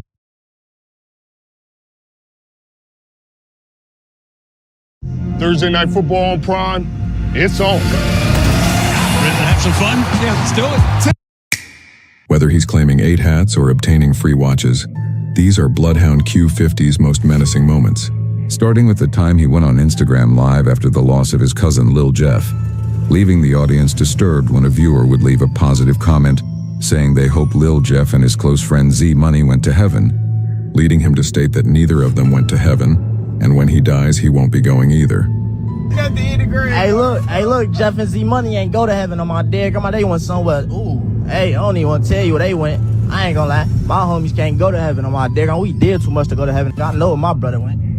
I know where my brother at. My brother, he 50 miles away. He 50 miles. He 50,000 miles away from heaven. On my dead grandma. We don't go to heaven. I still love God, but we don't go to heaven, folks. I know where I'm going. I know where I'm going. The reaction he got from this was definitely one that could be expected, with some telling him to change his ways, to others saying he is just being honest and self-aware. Another thing Q50 is aware and confident about is TMC Slide being deceased. Slide being a friend to Bredo, who was allegedly robbed by Q50 and Lil Jeff when he tried to buy $10 worth of lean from them. I'm right here. Ooh, I see it. Okay, ain't had none of this shit. What the birds was that? Man, look, we exposing this nigga, cuz. They should never been trying to kick it down the line of green. Fuck for me. That's it, $10. That cost them his whole hustle career. Everything he worked hard for, the cost lost it all. Following this incident, Slide and Bredo would go on Instagram Live, where Bredo would call Bloodhound broke for robbing him, while Slide is counting tens of thousands of dollars. Tell him count that shit up. Tell him straight. Hey, nigga, we Bloodhound, nigga. Y'all done get it up $1, nigga. I told not to trust niggas, bitch, you know you damn wrong. Only 3 days after this live, TMC Slide was shot multiple times in the head, leading Q50 and Jeff to broadcast their very disturbing thoughts only 1 day after the shooting occurred. But before that, I want to be clear, everything mentioned in this video was taken from publicly available sources, so take everything with a grain of salt. Also, subscribe if you're enjoying the video. Q50 would immediately troll Slide on Instagram the next day, with what many would consider self-snitching when he would post if anybody had heard from Slide, while going on to tell his friends and family to stop playing on his page because he is deceased. Jeff would also join in stating that he needs to know if Slide is still alive or not, telling his family to pull the plug and take him off life support, and that having money didn't make Slide bulletproof. But 50 wouldn't stop there, as he would run into a man with a Tupac shirt at a gas station, where he would somehow make this shirt about Slide getting shot in the head. Bitch raw as hell, folks. Hey, you know, he look like this nigga from TMC, folks. Man, it's this nigga named damn, folks. I forgot his name. I ain't gonna lie though, he be acting like he ain't dead, like you know they be saying Tupac. I'm a speed queen, man. Come down, man. But look though, you know they be saying Tupac not dead and shit, like how they be playing and shit like that. Yeah, that's what they doing with him. With this shooting taking place months ago, it still is unclear if Slide is alive or not, with him not showing his face since the incident, but posts have came from his story claiming to be out the country and well. One person that's not doing so well is 800 TJ, who was also shot and passed away recently. TJ was among the few who dissed Lil Jeff multiple times after he was killed, leading Q50 to hop on live following his demise, letting the world know that everyone who mentions Jeff keeps dying and how he's smoking him. Shit real out of folks. All you niggas keep saying about them name that disappeared. Damn. Fuck dude. I'm smoking his ass on my dead homie. Shorty. Fuck Shorty. Fuck Shorty. While 50 has a habit of crashing out on his ops, he almost crashed during an interview with On the Couch TV when he was asked about his cousin JB Bin Laden being a rat from rumors spreading around the city. He would tell the interviewer to shut up, while going on to explain nobody will play with JB because they know the consequences. And now we seen y'all fans and people like from the city and all that, when they brought up somebody, JB Bin Laden, they brought up some, said he was like snitching or something. Y'all took really offense and treated everybody. Any paperwork on that? Hey, that's why shit on my dick. I ain't gonna lie, folks. On my dick, don't even ask me no like that, folks. On my dick, that's my big cuz. Ain't nobody play with him. On my dick, grandma name that play with JB. Name it that feel came like out. Jail You know? That fall on, folks. Shut up for a quick, folks. On my dick, I'm saying that in the comments. On my dick, who gonna do something to him though? Who played with him? On my dick, and play with him. And he out here rapping around the town, spinning block and still be clapping down. On my dick, how you acting? While making it clear that he doesn't play about his loved ones, he would do the same for his homie Vert, when rapper Buki the G would repeatedly ask Vert for a feature on a song. Vert would send him a verse, leading to Buki dropping a snippet on Instagram of the verse when Vert would tell him to take it down, leading to Buki going on live to crash out and say it can be smoke between them two, and that Vert was waiting for a chance to start a beef. After this, 50 would go on live with Vert, saying that Buki is chasing a feature and that he never killed anybody, so he isn't tough, while going on to start dissing all of his dead friends. Y'all shit. Fuck all y'all dead homies. Y'all wanna do it, let's do it. I seen you niggas beg folks for a feature. Y'all chasing that shit so bad. I'm my dead grandma, he don't even wanna do that shit. You niggas chase that shit so bad. You niggas, he posted a snippet, a vert part, then his part same ass on. You fucking goofy. Niggas be doing all that little yelling and eyes getting big and shit. That scare nobody. No ass ain't never killed nobody. Bad ass nigga. You know what the f going on with ass nigga. Niggas do all that. I wanna kill. Fuck you. So bitch ass nigga. That shit don't scare nobody. Shit about dick, all this shit free for whoever, nigga. About dick, all this coming from me. That shit free for whoever. Niggas getting all that. Niggas getting. Hell no, bro. That shit sad. That shit sad. Niggas be getting there. I'm crazy. So bitch ass on. Hoe ass never hurt nobody. With him going on about certain people who may have never taken a life before, along with him stating he did too much to go to heaven like you heard at the beginning of this video, Q50 is showing a serious pattern with his thoughts, where from the outside looking in it seems he is living his life for one thing only, to unalive his ops. Which leads us to the final part of this video. Jaleel Goins, a 17-year-old Trap City member who was unalived in a Lyft rideshare car with 7 shots to the face and neck while getting a ride. Not only is 50 and Jeff's name all over this body, 50 would take to Instagram a photo of a Disney movie titled The Last Uber Drive, while stating that he needs to take his son to see this movie, but he doesn't have a son. The car Leal was unalived in was for a Lyft rideshare service but had an Uber sticker on the front windshield as shown in the footage of the aftermath, explaining why this Disney movie was meaningful enough for 50 to post it on his Instagram and write a false reasoning to post it. But that's not all, because 50 along with Jeff would take to Instagram several times their celebration of Leal's demise and the reasoning behind it, with 50 hopping on live, rapping his own song where he states that he was shot in his leg and the next month he shot someone's throat. And he would be seen again, rapping some self-explanatory lyrics, this time with Jeff explaining that he was shot but didn't die, and that they caught someone involved with the attempt on his life and killed him themselves. They shot my cousin, but ain't killed him. So we was Spanish, but the only difference is bitch, we killed them. He would also rap in his song Splash Bros. 762's up out the Drake, they hurt, they f***ed Leal up. And once again in his song Make It Far, he would rap that whoever sent Leal the Lyft ride that led to his death to ask Leal if he made it back. With this likely being the most disturbing event covered in this video, it certainly isn't Q50's last. Between the loss of his cousin and close friend Jeff and his rise in the rap game, his audience is learning more about his life individually now. Rather than seeing him beside Jeff, he now has to take a lot of things into his own hands. And while we know how most of these stories end eventually, I hope Q50 will realize his opportunity and seize it.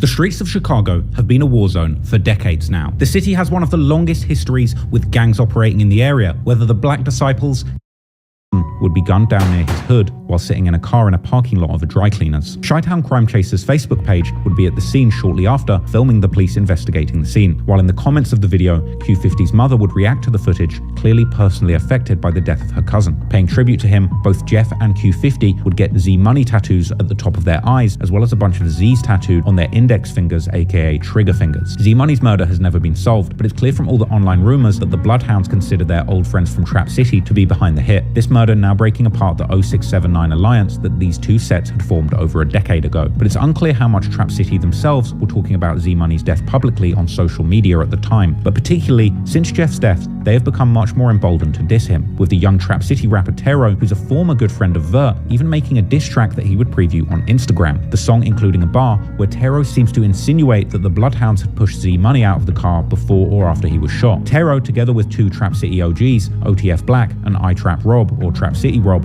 who the internet has painted as Lil Jeff's killer, would even give an interview to the YouTuber X-Man Rico, where they would insinuate that Trap City had fallen out with Drill City or the Bloodhounds due to someone from that side stealing a chain from one of their members. Yes. Cause the way Reddit, this is why I want to clear up too. They say his dad from down here, Big J, like that. Everybody Big Jeff. from around here. Anybody you got. Also, his daddy is from down here. Yeah. Fuck used to hang with them. They know what they did. So, okay. They know what they did. So, okay, the Bloodhounds, y'all was cool. Everybody that got a That was my homie. He stole the chain, bro. We tried like he took it. He stole my homie chain. Who was that South J or something? Nah, brother. One of the other guys. This one of the other. This other one. Folks letting him wear the J. He come back like he got into a high speed with 12. Line saying he lost it. You know what I'm saying? That's how broke they little shit. You know what I'm Yeah. The young Bloodhounds, on the other hand, have implied that Z-Money's killer is locked up, which is why they can't get their hands on him. With the Chiracologists, they're coming to a conclusion that Z-Money's killer must be a Trap City rapper called Lil Cap. The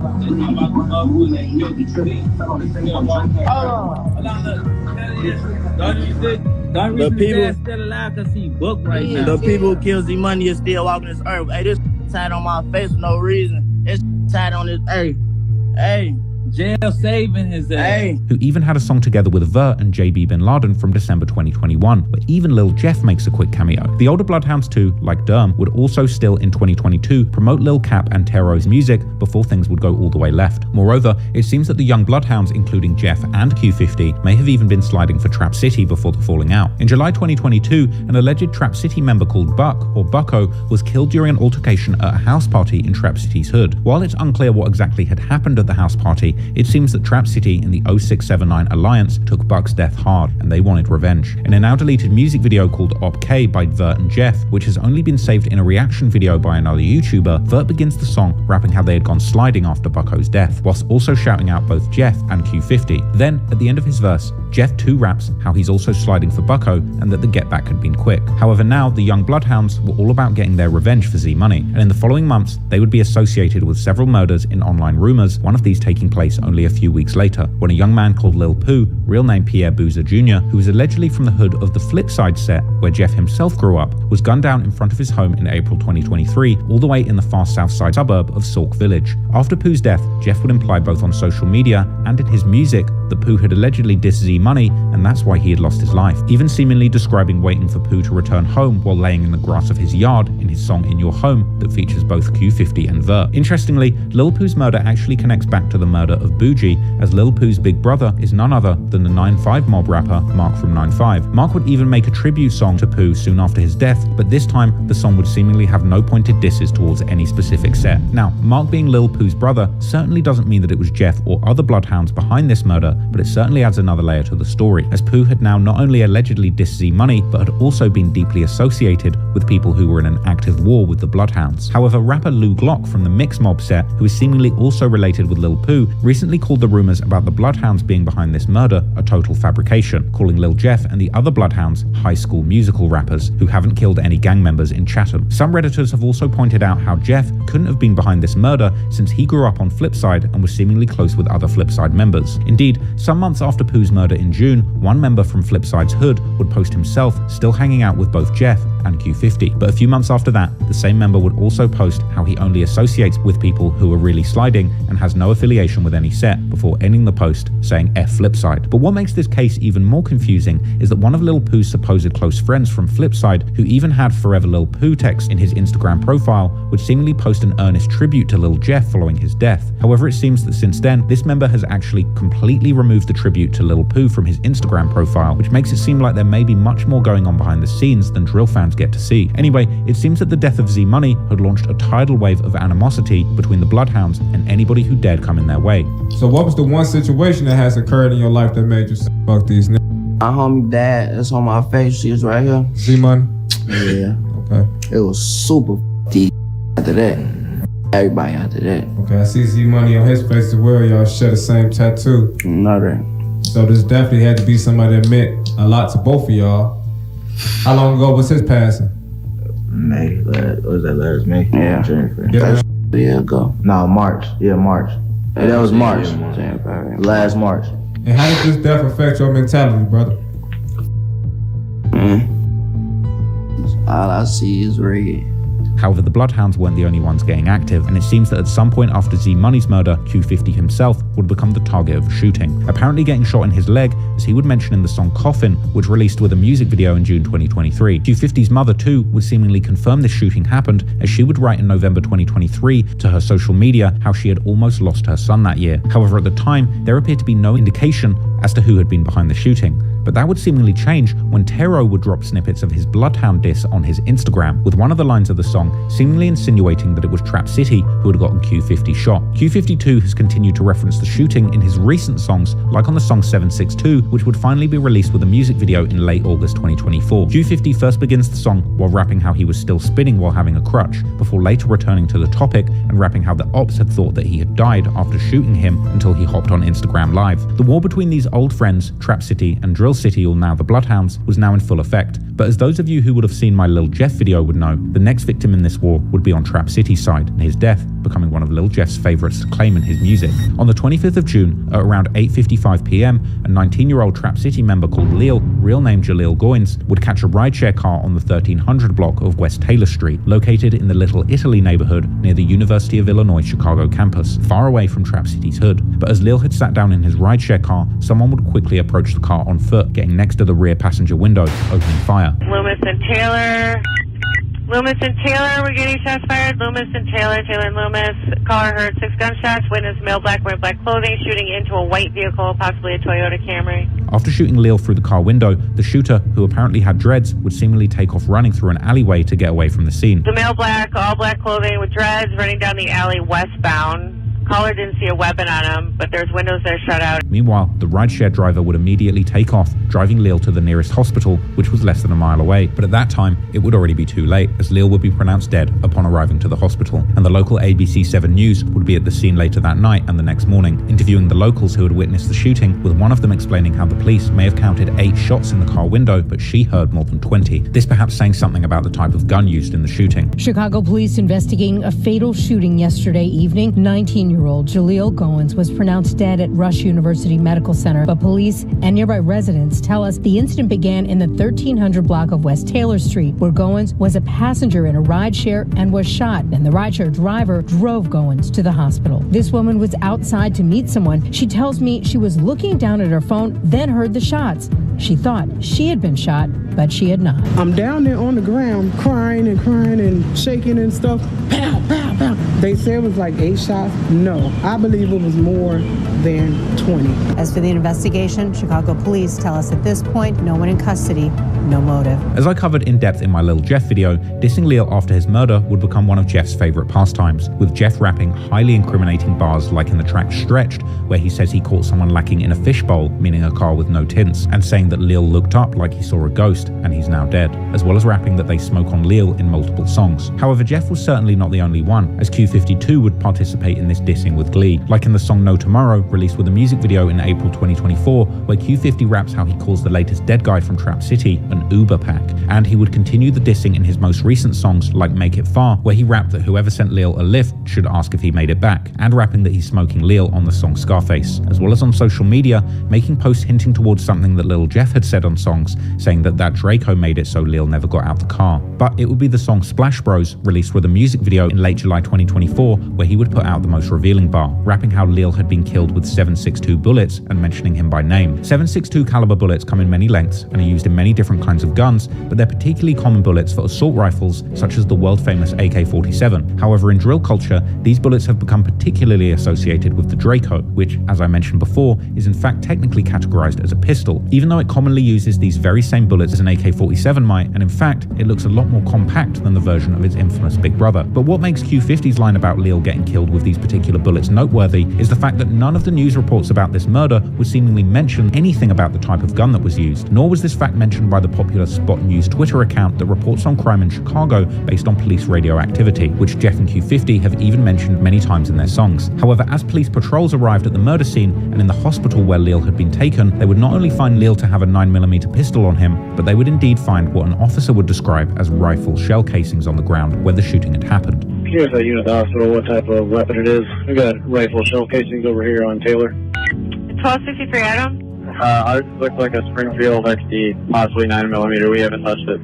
They're saying it's a possible 9mm. That person was in the car with their handgun, but we had a second shooter out here on the street with a rifle. All right, so there's a second shooter over there with a rifle. All right, 10-4. Now, this of course doesn't mean that Q50 took part in this murder, but it wasn't exactly a secret that Jeff in particular was very fond of using the Draco, to the point where he would even get the nickname King Drake. Yet knowing how Q50 likes to seemingly insert real details from real crimes into his lyrics, it's certainly interesting that he would get this fact seemingly correct, and the blasé attitude that he had to wrap such details that only the shooters would know is possibly a prime example of self-snitching. But still, it could be a coincidence. But whatever the case may be, it would only be a few months later when the next gruesome shooting would take place, that Q50 is commonly referenced in his songs, the target of this shooting being a much older member of Trap City.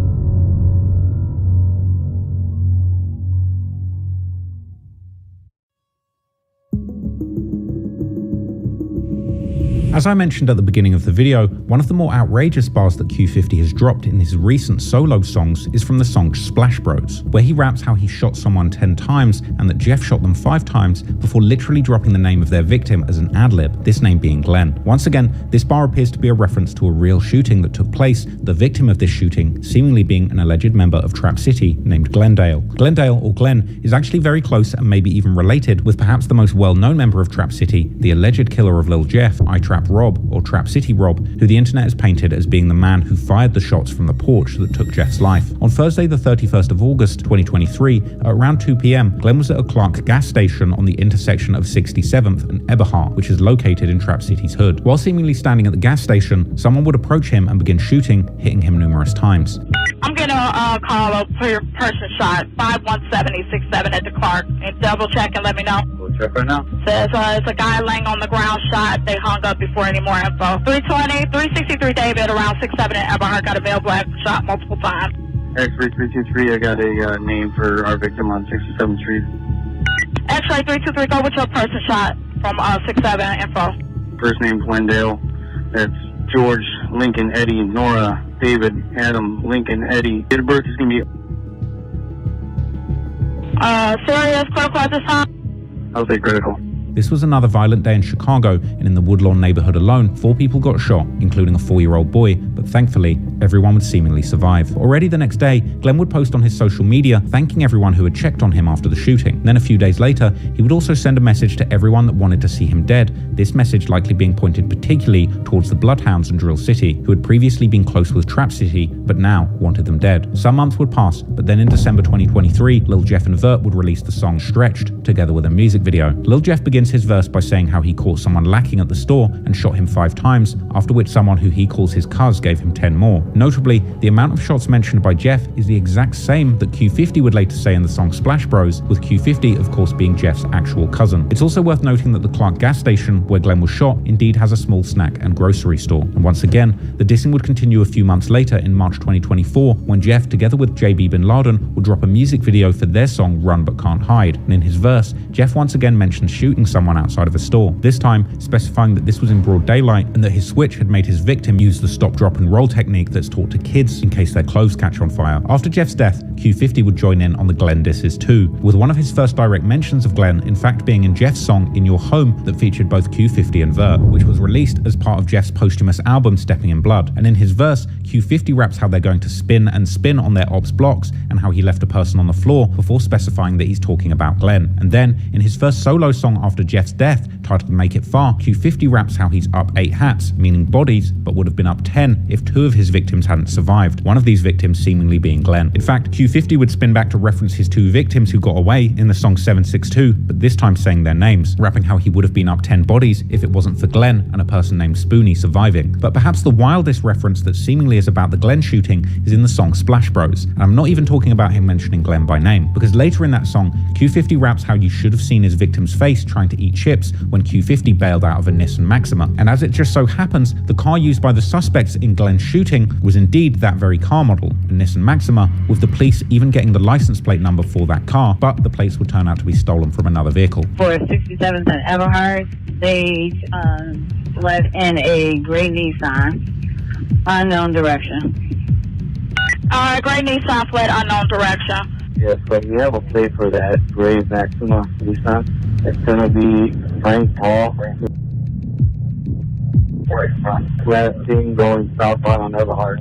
Last seen southbound on Everhard from 67 is Well, that first call once comes back to a blue 2022 Toyota, okay? These are some absolutely wild references to a seemingly real attempted murder case, but once again, it appears that nobody's been arrested, and thus there is seemingly no real evidence to tie anybody to the shooting. Interestingly, after the security video of Jeff's killing would go viral, people on Reddit would begin to track down who was the infamous Yellow Shorts, who Jeff had been trying to shoot down when he was caught off guard and killed himself, with some people actually claiming the Yellow Shorts to have been none other than Glenn himself, with Jeff then allegedly spinning back almost a year later to try and finish the job. However, there is still seemingly no facts about exactly who the Yellow Shorts actually was, with even the person that Lil Jeff's alleged killer, iTrap Rob, would claim to be him. This is a guy called Man or Mainski, seemingly turning out not to be the actual Yellow Shorts. But the crazed Chiracologists would get so confused about the mystery of who was wearing the Yellow Shorts that day that they would even confuse Glenn and Man to be the same person. Other people have thought the Yellow Shorts to be a man called Trey, who would post himself with Lil Jeff's alleged killer, iTrap Rob, only a few days after Jeff's death. But astonishingly,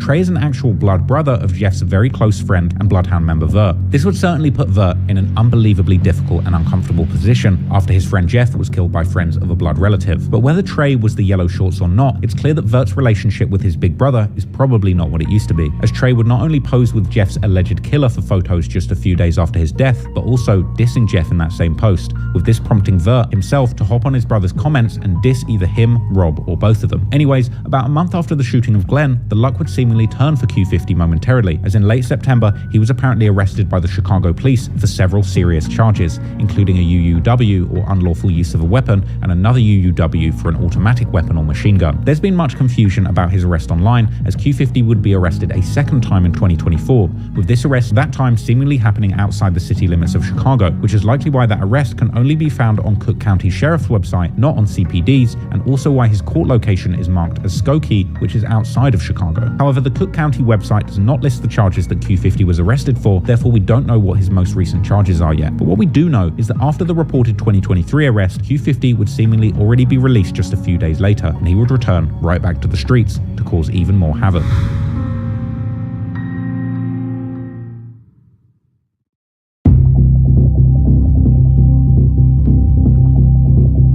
As I discussed in depth in my Lil Jeff video, in early 2024, Lil Jeff, together with several other accomplices, would allegedly commit two of their most highly publicized murders, killing two high school students named Monterio Williams and Robert Boston, also known as Monty and Lil Rob, after Monty had allegedly stolen some jewelry from Jeff. These teens were all the way from the west side, but attended a high school in downtown Chicago, where they would be gunned down in a brutal assassination-style attack immediately after leaving their school. And a few weeks later, Lil Jeff would drop his most popular song, titled Ah, the music video for the song now being at 4 million views, with the whole song appearing to be dedicated as a diss song towards these two slain teens, with Jeff essentially laying out the details of these murders for the whole world to hear. The popularity of this song would push Lil Jeff's rap career to the next level, and seemingly pushed him to amp up his already out of control antics on social media. Ironically, one of Lil Jeff and Q50's favorite hobbies was seemingly robbing people of their jewelry, and in early May, they would once again catch a new lick, proudly showing their bounty off on social media, with Lil Jeff's hand and his new allegedly stolen watch still having blood on it from seemingly bleating up or shooting their victim. The victim would turn out to be a man called 6300 Bredo, who Jeff and Q50 would out during one of their many Instagram lives. I'm gonna show y'all who you got his ass.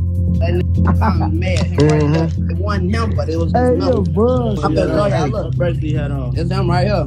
Ooh, I see his head. He ain't had none of this. What a burst was that? Man, look, we exposing this. Show that bitch. We got an AP already, Skull. I'm having my way in Chicago, Illinois. Hey man, get the people that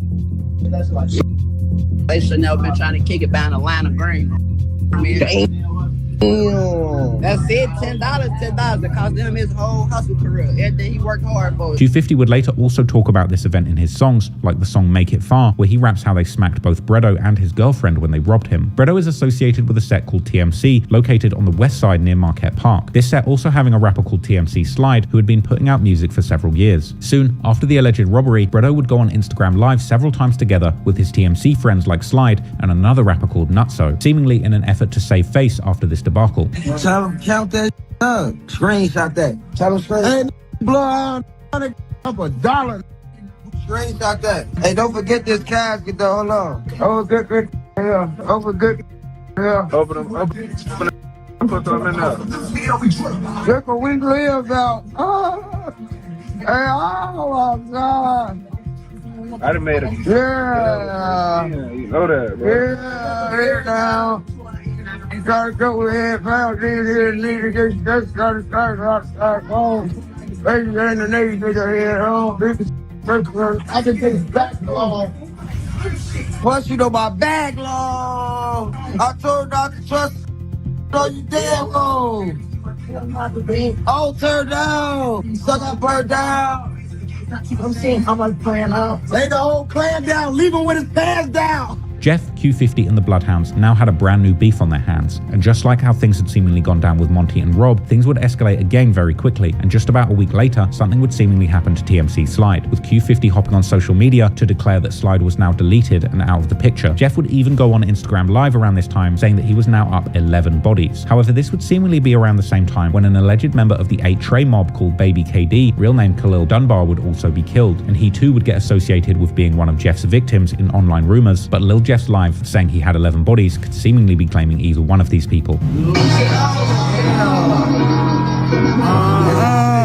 Hold your wrist up. Hey, when he play this, y'all know the I'm on my toes. 10 million on him. He got his soul. I wanna bust his toe. 2 AP, don't play with him. Feed his ass. Yeah, he want That's pretty, man. That's 11. You're gonna be 8 and I'm gonna scan your scary ass to hell.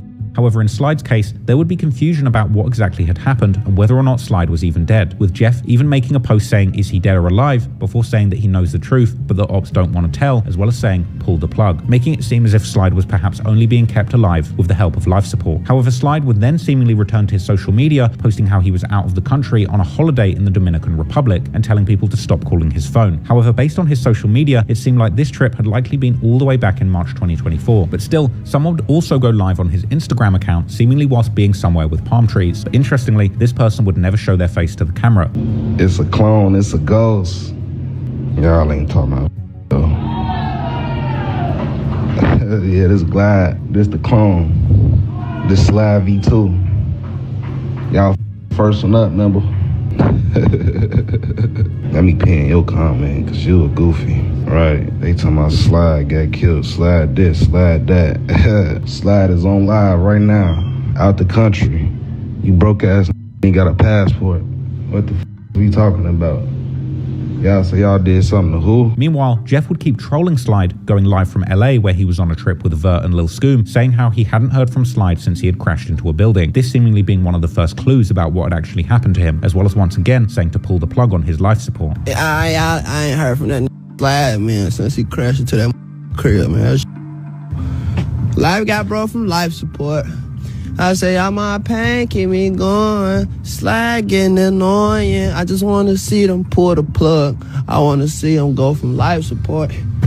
They don't respect me no more. They don't love me no more. They ain't feeling my song. Is he dead or alive? I don't know what I'm lying. Cause you know that he died. But they steady lying. They keep trying to keep it quiet. The other side know that I'm gonna slide.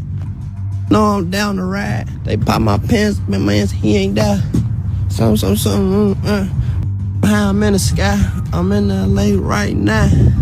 At the end of May, Q50 would once again post on his story saying that people are delusional and they should stop acting like Tupac is still alive. He would also update his body count, saying on a Facebook post how he's now up 8, whilst back in March 2024, his kill count had seemingly still been at 7. At the time, it wouldn't yet be clear if he was referring to KD or Slide, but this would seemingly change when Q50 would drop the song Make It Far, where he raps how he now has 8 bodies, even though people are still trying to claim his last victim as alive, with this being a rather obvious reference to Slide. In June, Vert 2 would join in on dissing Slide, posting a story on his IG, asking Slide to post a picture or something to prove that he's still alive and well. However, once again, Slide's Instagram account would come back to life as someone would post a story asking why people think he's dead, as well as pointing out that no media outlet such as the legal help firm Facebook page that posts a lot of people that have been killed in Chicago had posted anything about Slide. However, someone would comment on a post about Slide's social media posting that his sister knows Slide's family and that he was indeed fighting for his life, and that it was in fact Slide's brother who was using his Instagram account. And then, as Q50 would begin posting more music around July 2024, as well as many of his songs getting leaked, there would be an abundance of new Slide disses dropping too. In the song Splash Bros, he would rap about how Slide had seemingly gotten shot a month ago and that since then he hadn't been talking. This song then likely having been made around mid-June. In his next officially released song First Day Out, Q50 would claim that Slide had gotten shot before crashing his car, and in a leaked song with Lil Scoom titled Bad Boy, he would seemingly reveal that Slide had gotten shot with a 10mm pistol. And while in another leaked song titled Scarface, together with the Philly rapper Hood Tali, he would make perhaps his most revealing claim, rapping how the trenches know who had shot Slide, before saying how the fact that people are claiming that he's still alive is really bothering him. Meanwhile, members of TMC would do a Hood vlog with On a Couch TV, where they would also comment on Slide's current situation, seemingly admitting that he had indeed gotten shot, but also saying that he's still alive and doing good, as well as implying that the Bloodhounds just like to troll about everything. Now, speaking on that too, like recently it been a lot of controversy over somebody named Slide from TMC. The fans wanted me to ask y'all like what's up with that, because they see him posting on Instagram, but a lot of people be trolling.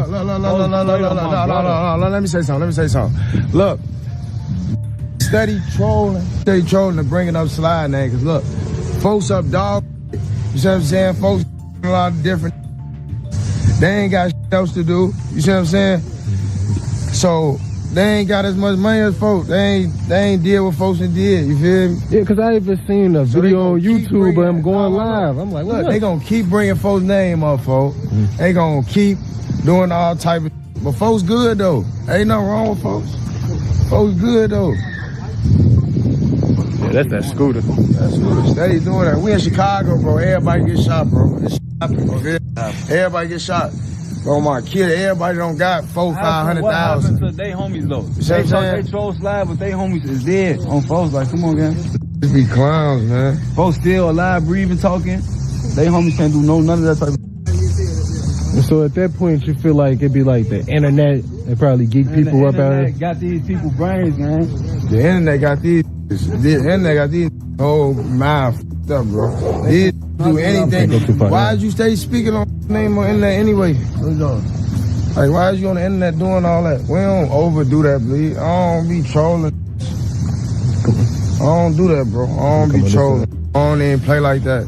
I'm trolling that because we gonna keep that last nah, baby bro be over trolling that. But look, I don't be really, playing with these like that. After all this time, it's still not clear what had happened to Slide, and news reports and even platforms like the Spot News seem to have gotten very little information that would help clarify this mystery. Moreover, Slide's friends and even family appear to be completely radio silent on social media when it comes to his current situation, although what can probably be inferred is that Slide is likely facing some kind of life-altering injury. But while the Bloodhounds were still gleefully trolling Slide and implying that they were behind his sudden disappearance, they too would suddenly experience two enormous losses back to back, losing both of their biggest rappers in a very short span of time during the bleak summer of 2024.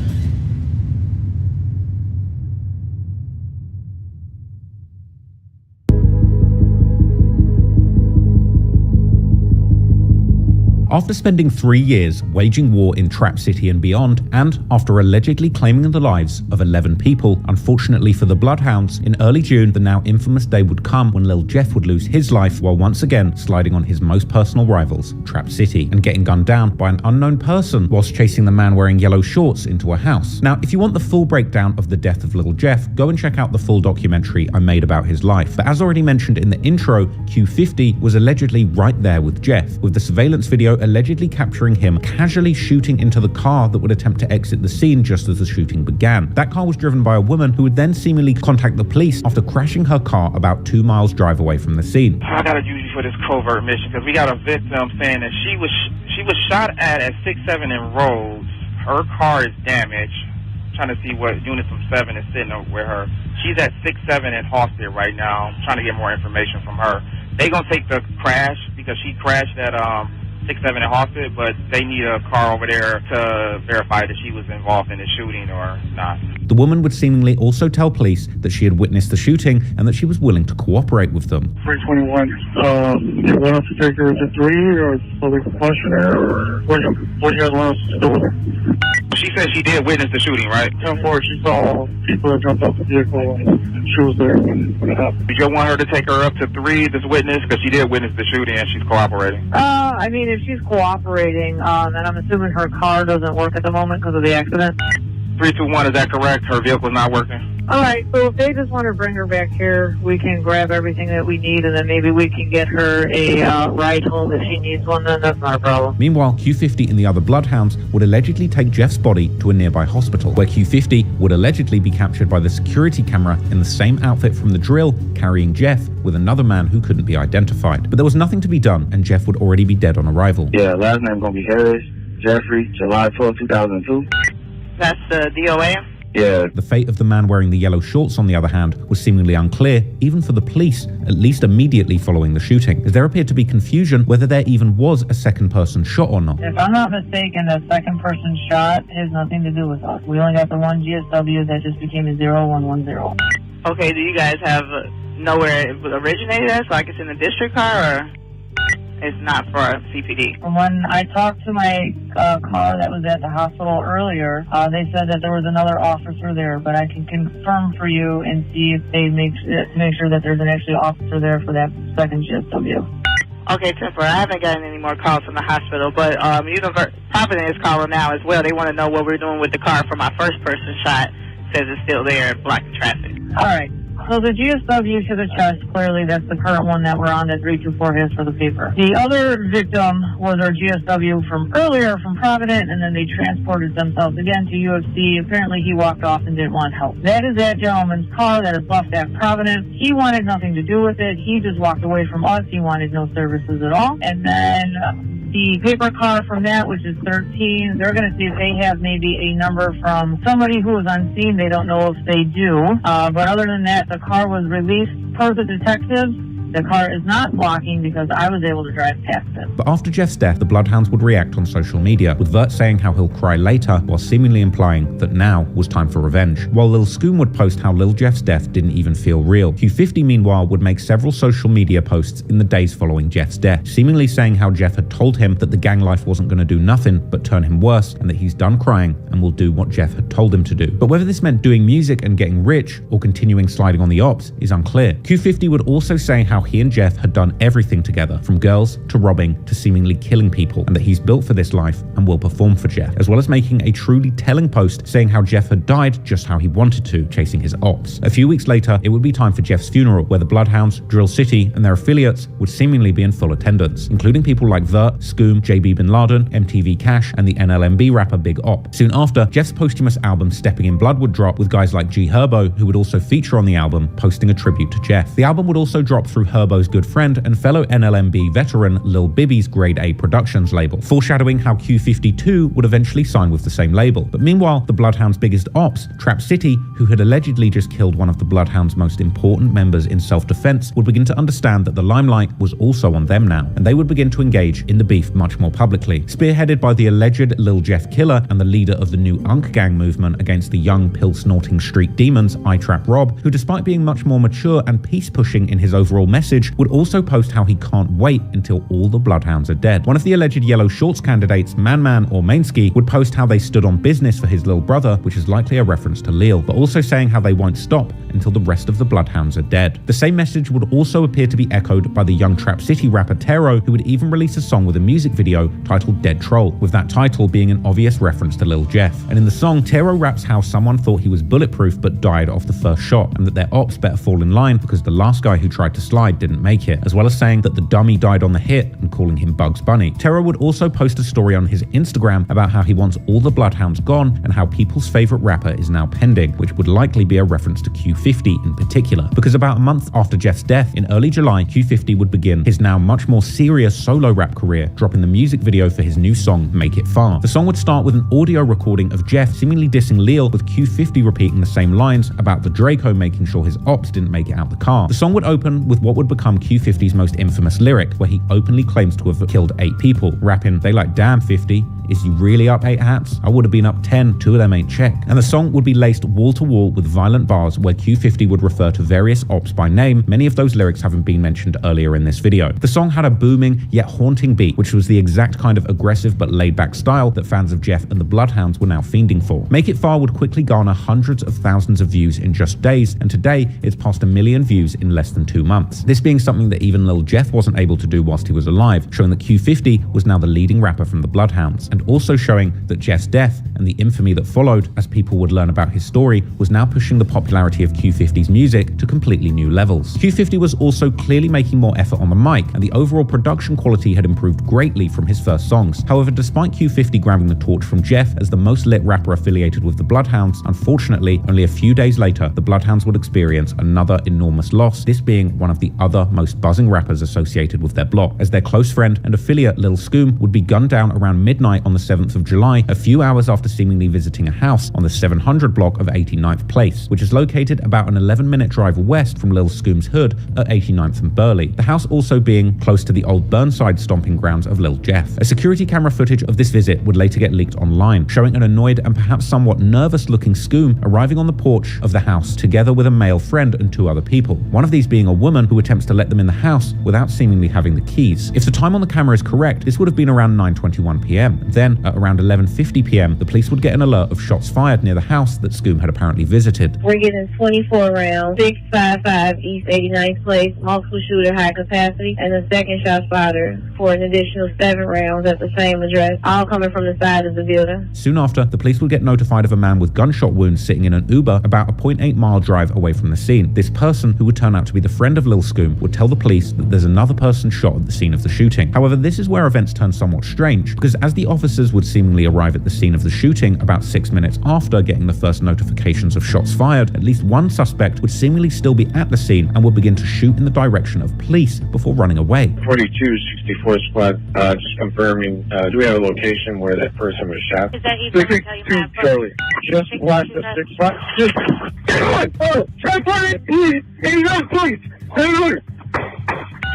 10-1, 89 in St. Lawrence, shots fired at the police, 89 in St. Lawrence, shots fired About at the 700 East Side 89th Place. 700 East 89th Place, 10-1, they're shooting at the police. 10-1, they're shooting at the police, 700 East 89th Place, they're shooting at the police. Any more cars over there, 700 East 89th Place, they're shooting at the police, 10-1. And anytime police get shot at, there will generally be numerous patrol units arriving at the scene shortly. And this was seemingly no exception, as more police cars would immediately be sent to that location. Unfortunately, soon after this, the police would find Scoom laying on the ground near the possible location of the house seen in that security footage, with several gunshot wounds to his chest. 6-4, we have another person shot over here.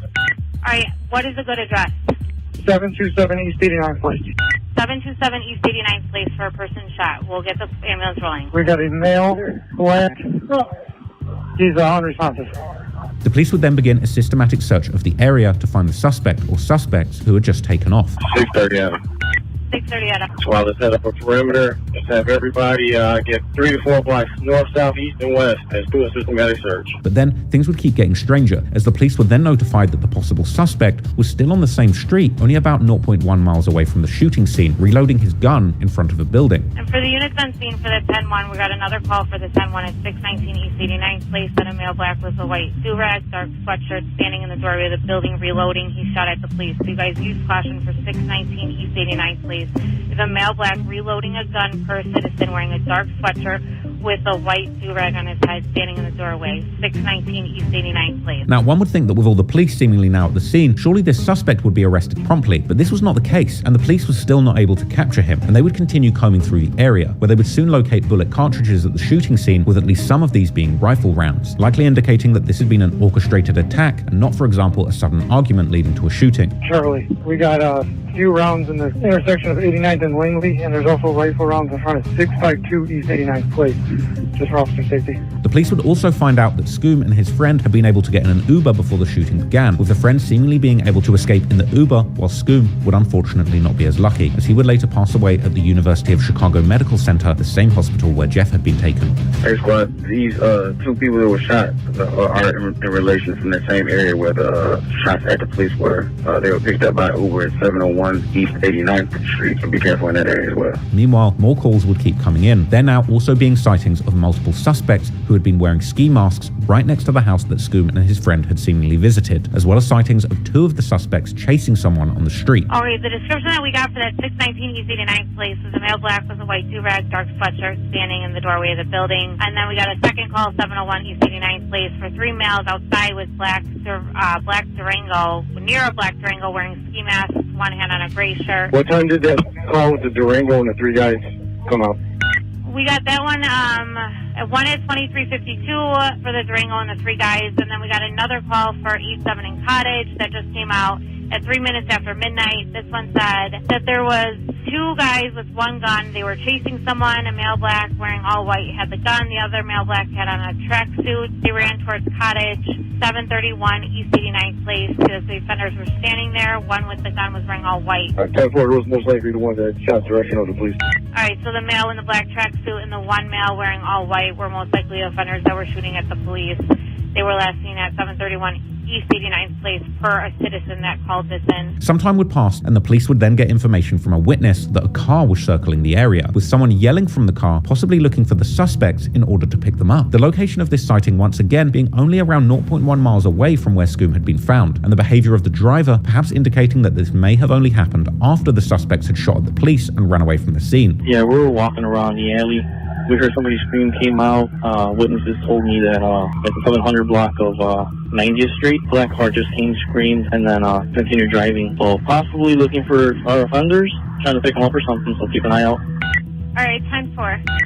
All right, for the units I'm seeing over there, X-ray 642 per citizen was walking around the alley near the 700 block of 90th Street. There's a black sedan that's circling the area, screaming out, I guess possibly looking for the offenders to try and pick them up, guys, so use caution. But even with all of this information, no suspects would be captured and the case seemingly remains open. However, in online rumors, certain people have been connected to the case, particularly a girl called Nini, who some claim to be the 4th person in the porch video who can be seen looking at their phone behind the others. Soon after Scoom's death, screenshots would begin to be posted on sites like Reddit, seemingly showing the girl whose house Scoom had been in, exposing Nini for setting Scoom up, saying how Scoom had come to her to get his hair done, seemingly accompanied by his friend and that girl Nini, who had then allegedly behaved weirdly, sneaking off into the bathroom to allegedly text Scoom's killers. Screenshots would also be posted allegedly showing how Nini was scared for her life now and planning to leave Chicago. And not long after, there would be an update of Nini allegedly posting herself on an aeroplane with the caption, "New Life." However, not everyone on Reddit was buying this theory, and some would argue that Nini was only being used as a scapegoat to distract from the real perpetrators. Other rumors about the murder seem to place the blame particularly on a set called Risky Road, who were located around 104th and Maryland in the North Pullman neighborhood and the far south side area. This is in fact the hood where incarcerated rapper Rondo No. 9 is originally from, and it appears that Risky Road and the Bloodhounds have been having some kind of beef even before Jeff's murder, as one of their most popular rappers called Risky Bands would post some stories in early June dissing Q50 by claiming that he had gotten the Bloodhound member Hothead beaten up in prison. There would also be some rumors that Scoom or the Bloodhounds may have had something to do with one of Risky Road's members getting killed, Scoom's murder then allegedly being a getback for this. Then, already the following day after Scoom's murder, Risky Bands would make a cryptic post that some Redditors would read as him claiming Scoom's murder. Soon, more rumors would come out pointing the finger at Risky Road, but to be clear, for now there is seemingly no credible evidence against Nini, Risky Road, or anyone else for that matter. As Q50 would find out about Scoom's passing the next day, he would simply post WTF on his Instagram story along with a picture of the two together, likely reflecting just how dumbfounded he was to find out he had now lost 2 of his best friends in just 1 month's time. About a week later, Q50 would drop a music video for the song 333 that also featured posthumous verses from Lil Jeff and Scoom, with the whole song and video recorded before their deaths. 333 would end up getting Q50 his first million views in less than 1 month, and despite all the losses he was facing, Q50 wasn't slowing down, dropping the music video for the song Splash Bros just 2 weeks later, this one now being over 1 million views too. Splash Bros started with another tribute to Jeff, with Q50 saying "Long live King Draco" and saying rather menacingly "Long live my brother, he probably killed your brother." And the track had back-to-back violent bars all about specific crimes, which we've already discussed earlier in this video. Now, Splash Bros is one of my favorite Q50 songs and has a surprisingly upbeat melody and beat which comes in stark contrast to Q50's violent lyrics, making for a uniquely bipolar listening experience that gets you in a mellow mood until you tune in and listen to the violent disrespect that is actually appearing in the lyrics. Q50 was now one of the hottest artists coming out of Chicago, but unfortunately there appeared to be some internal friction within the Bloodhounds, as the fans would soon notice that Q50 had seemingly stopped following Vert on Instagram. Vert would also make a post saying that he doesn't have a manager, which would make some people seemingly think that he had been dropped by the same management that was now handling Q50's career. Soon, Reddit would be filled with different theories as to why the two begun beefing. Some were claiming that Vert was being too close with his old friends from Trap City, as there would even be an alleged phone conversation between Vert and Jeff that would be leaked, where Vert would appear to say that he missed his friends from Trap City, which Jeff would surprisingly agree with, before Vert even seemingly saying that they were now even with Trap City,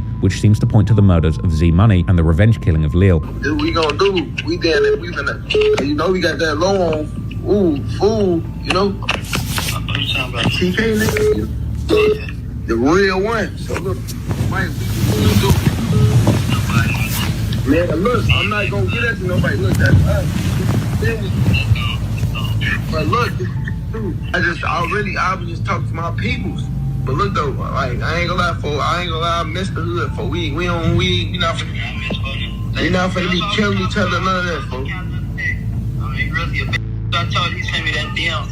He posted me on my talking about what is still love, you still good. Yeah. You know, I feel good. It is what it is though, cause they got me fucked still. Like that, if you really think about it, on what though, that's even. Others, on the other hand, would resort to trolling, with a rather random meme about Vert smelling bad taking off on Reddit and social media like wildfire, as people would begin to make funny posts about other bloodhounds supposedly reacting to Vert's funky odor during interviews and music videos.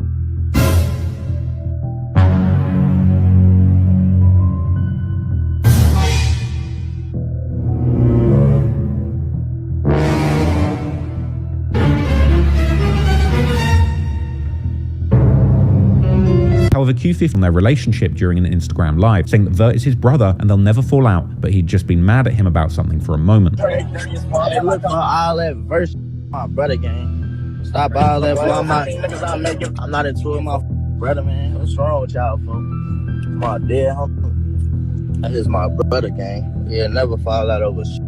I just was mad at folks for a little bit, that's all. It seems that the two are back on good terms now, and Q50 is back following him on Instagram. Meanwhile, in late July, Q50 would be arrested, sending the Reddit and social media into a frenzy, as people thought that he was finally getting caught up for all the murders he was claiming in his songs and on social media. Things would be particularly confusing, as people would take his seemingly earlier 2023 charges from CPD's website, but apply them to the latest arrest, even though the Cook County Sheriff's website that lists his recent arrest doesn't include any details about his charges. People would also get confused by the fact that he had no bond, thinking that this was a sign of how serious his charges were, without realizing that Illinois had in fact ended the cash bail system already in September 2023, even before Q50's first arrest later that same month. Even Q50's ops were rejoicing, with one Trap City member posting, "Let's see if you can fight," together with Q50's mugshot, while a 9-5 mob member would post how he's going to do something dumb just so he can get into the county jail to fight with Q50. But then, strangely, only a few days after his arrest, Q50 would be back in the streets like nothing had happened. And only about a week later, he would drop another song with a music video, aptly titled First Day Out. The music video beginning with pictures of Alright, y'all boys, it's been a good stream, man. Nigga finna take it in the bed, bro. Been up 3 hours, man. I ain't getting back on the game, man. I hope y'all enjoyed tonight's stream. I'ma fuck with y'all boys in the long run. Type shit.